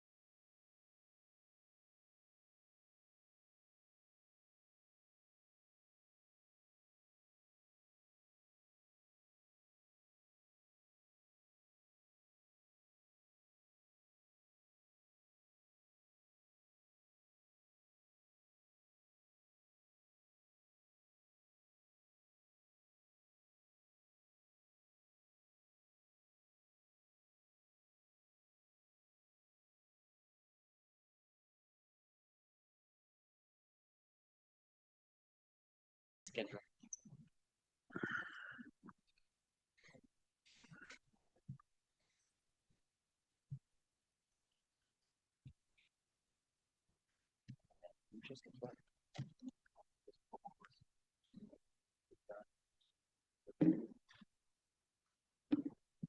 afternoon. Bonjour à tous. My name is Kendra Titley and I will be your moderator. Je m'appelle Kendra Titley et je serai votre animatrice de ce point de presse. I will now invite each agency in reverse alphabetical order to ask their questions. You may ask one question with a follow-up. Par ordre alphabétique inverse, j'invite maintenant chaque organisme à poser une question et une question de suivi. We'll now start with Frédéric Pépin, Radio-Canada. Bonjour, Monsieur le maire. Bonjour. Il y a eu des débats. Good afternoon, Mr. Mayor. There was some serious debate today regarding the bubble zones where people can demonstrate or where they cannot. What about you? Do you want to see what other municipalities are doing? Do you want to see how they do it in Calgary, in Toronto? Would that be important for you in the next few months? What would be important? Oh, the legal challenge in Toronto. Are these regulations used?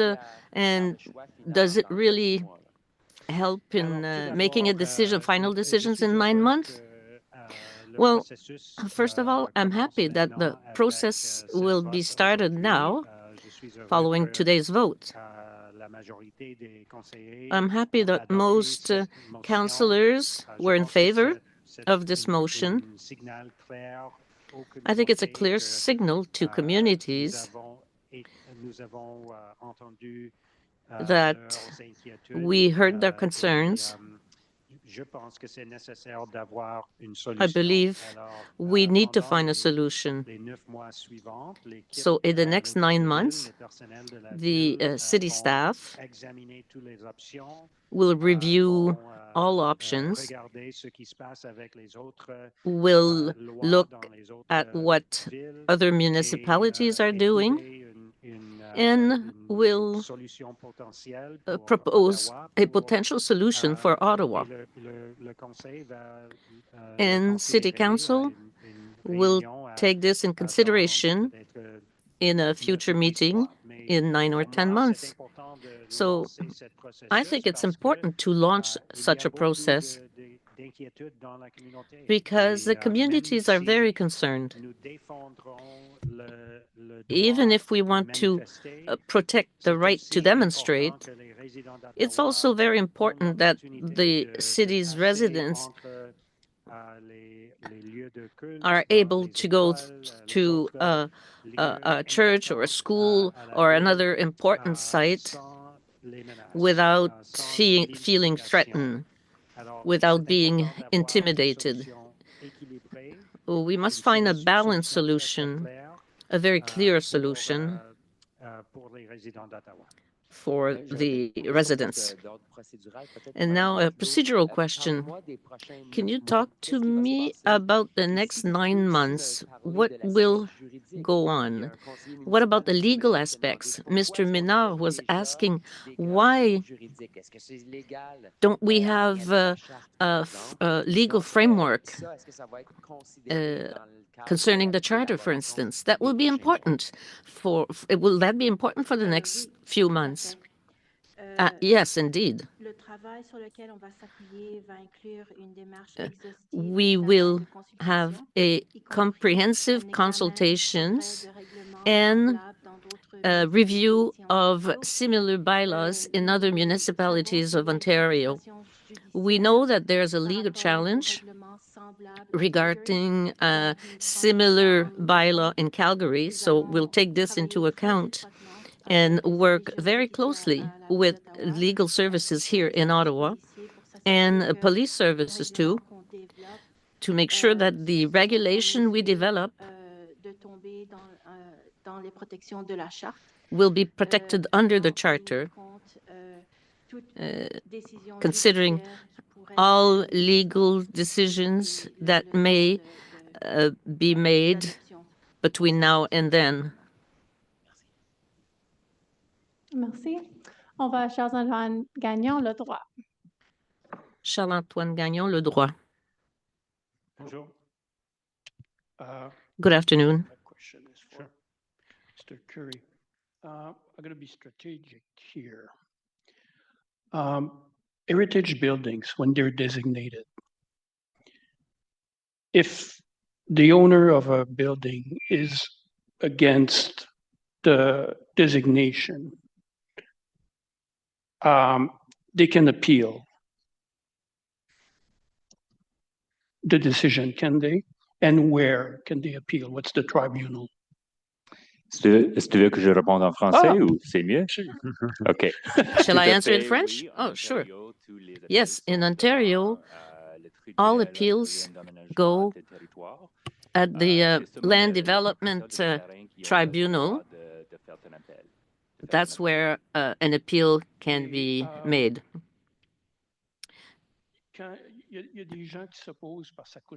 Some people are against such designation because it's very expensive to comply with heritage rules.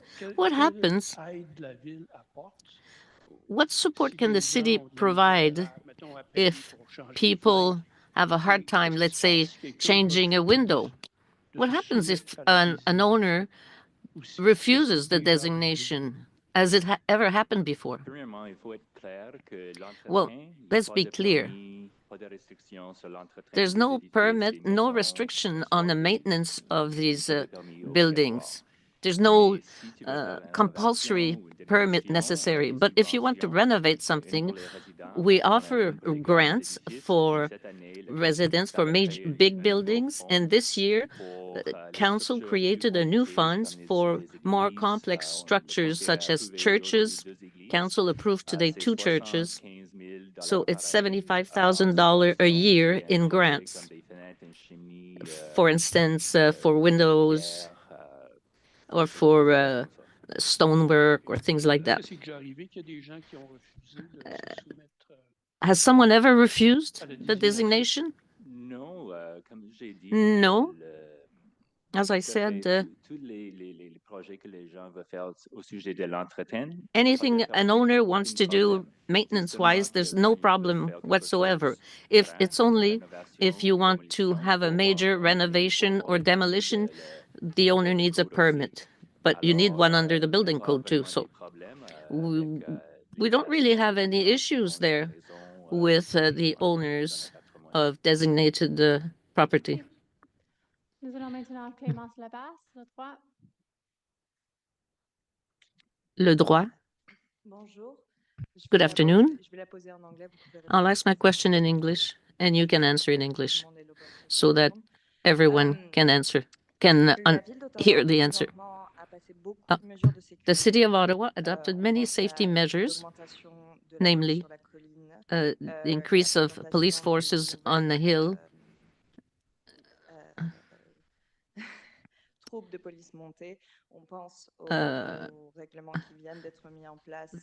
there's a regulation that was carried at City Hall for safety measures. Are all these measures based on data? Is there a safety problem in Ottawa? That's my question. Oh, I said I would be speaking English. No, is it for me or you and staff members, namely, for safety measures here at City Hall? Well, I'll say a few words, and then maybe others may add something. We know that there are more threats against buildings, against politicians, against public service members, and everywhere in the world. And here in Canada, as well as in the States. In downtown Ottawa,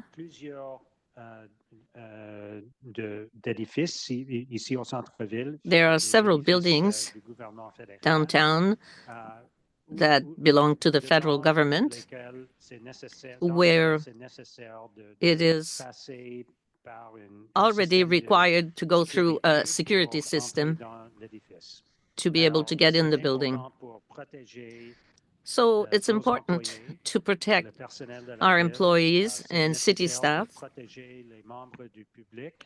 and it's necessary to protect members of the public who come here for different events, for meetings with city staff. They need to be protected, and it's obvious that in 2025, there are threats against public buildings. So it's important to have a security system, such like at the hockey games, Canadian Tire Center, TD Place, like any other building in the downtown area and everywhere in Ottawa. I don't have much more to add than what the mayor said, except that there's a lot more incidents since the pandemic in our city buildings. So that's another reason why. Okay. I'll stop on that. Thank you. Last but not least, we'll go to Ben Andrews, CBC. Hello. Hi. My question is for the mayor. We heard from councillors today on the bubble bylaw discussing weighing the charter rights of people who are protesting, people who want to be protected from protesters. In supporting this today, how did you personally go about weighing those two charter rights? This is a very difficult issue, and I know a lot of councillors felt conflicted about what we had to deal with, and I accept and respect that. It's not an easy decision. It's not an easy issue. These are the kinds of tough decisions that we have to make in government. And so for me, obviously, I support, defend, and respect the right for people to demonstrate and protest. I support and defend and respect the right of people to conduct labor demonstrations and all sorts of other demonstrations and protests. But we heard from people in the community that they didn't feel safe dropping their children off at school in some specific cases, that people were being traumatized, people were being threatened and intimidated when they were going to places of worship or to a retirement residence, when employees were going to a hospital because of demonstrations and threats. And there is a precedent for this in Canada. You're not allowed to demonstrate or be threatening or intimidating near an abortion clinic in this country. So there is a place where a line gets drawn. The line always gets drawn somewhere. What we're talking about is drawing a line somewhere where we respect the right for people to demonstrate and protest, but we also respect the right for people to be able to have access to the places where they're going and where people are not feeling threatened and intimidated when they're dropping their kids off at school or going to a place of worship. So I listened very carefully to feedback from the community. I spoke with dozens of people about it in the 2 weeks leading up to the committee meeting that happened a couple of weeks ago. We heard from a lot of people in the community at that meeting that lasted 2 days. And I think we found a very balanced, careful, strategic approach to this that allows us to send a signal to the community that we've heard their concerns and that we want to protect them. We want to keep the community safe and continues to defend the right for people to demonstrate and protest. Thank you. We also heard from some people today maybe wondering about whether the municipality is the right place to be legislating this, whether that could come from the federal government. What are you expecting or maybe hoping to see from the federal government on this? I believe it was part of the current government's platform during the election campaign to move something forward on this. So I'm looking forward to seeing that. I've had conversations with some local MPs about it, and I think there is an appetite to move forward. We had a letter from Ottawa Centre MP Yasser Naqvi as part of this consultation process that we did before the committee meeting. So I would welcome the federal government doing something, but But when there are people from the community who are coming forward talking about how they feel when they're going to a school or a place of worship, I don't want to wait around for other levels of government to make their decisions. I think there's an opportunity for us to act and show leadership on this issue. So I'm pleased that councillors voted to proceed with the development of a draft bylaw. Thank you. Thank you. This concludes today's media availability. Ceci conclut Vous le avez point une de... autre question? Oui. Oh, oui. Oui, vas-y. You have another question? Durant les débats Rebonjour. During the debate Durant les débats sur les zones bulles, donc, on the dans bubble votre réponse, zones, là, vous venez de mentionner souvent, you just les inquiétudes, mentioned de la population the qui, concerns of the avoir population peur de rentrer à l'école, who d'aller are dans ces lieux, afraid etc. of going to their Mais kids' durant school les and things débats like that. du comité, But on a during the aussi committee's entendu discussions, we l'inverse, also des personnes heard qui sont dans ces communautés, the opposite, bulles that qui étaient, people targeted that de live manifestations qui se sont in opposés au comité bulle. Et je me demandais pourquoi in est-ce que these ces zones communautés-là and are ne opposed to sont those bubble pas mis zones. à la même hauteur So que les deux font partie de I la wonder même why communauté, des gens they're qui not sont given as much des weight, enfants à l'école qui étaient because dans l'événement en question et aussi dans la communauté some people whose du centre kids attend a given school were also part of the demonstration. mentionné de nombreuses fois durant les débats. Donc, There's a school je that me was mentioned on posais la question, several pourquoi est-ce occasions qu'on during met the pas debate. aussi en avant le So fait qu'il y a des personnes why dans not ces communautés qui se sont opposées give contre des enough consultations et the pas same ceux qui weight se sont to the opinion of the people that are against those Alors, bubble nous zones? avons entendu beaucoup Well, we heard des résidents pendant la réunion du several comité, il y residents a 2 during the semaines. committee meeting 2 weeks ago. Et je sais qu'il y a des résidents d'Ottawa qui And I pensent know qu'il y a that some people in aucune Ottawa limite sur le droit de think manifester. that there's no limit on the Mais right je to pense qu'il y a une demonstrate. limite, Well, et il I y a think des there is autres one. droits. Il y a And des there are autres other rights droits dans le charte. Et puis, in the charter. c'est toujours nécessaire de trouver la ligne entre We have to find, we have to draw a line between one right with another right. So that's what the government has to do. And I think that we found a very well-balanced solution. Merci. Thanks, everyone. Merci beaucoup.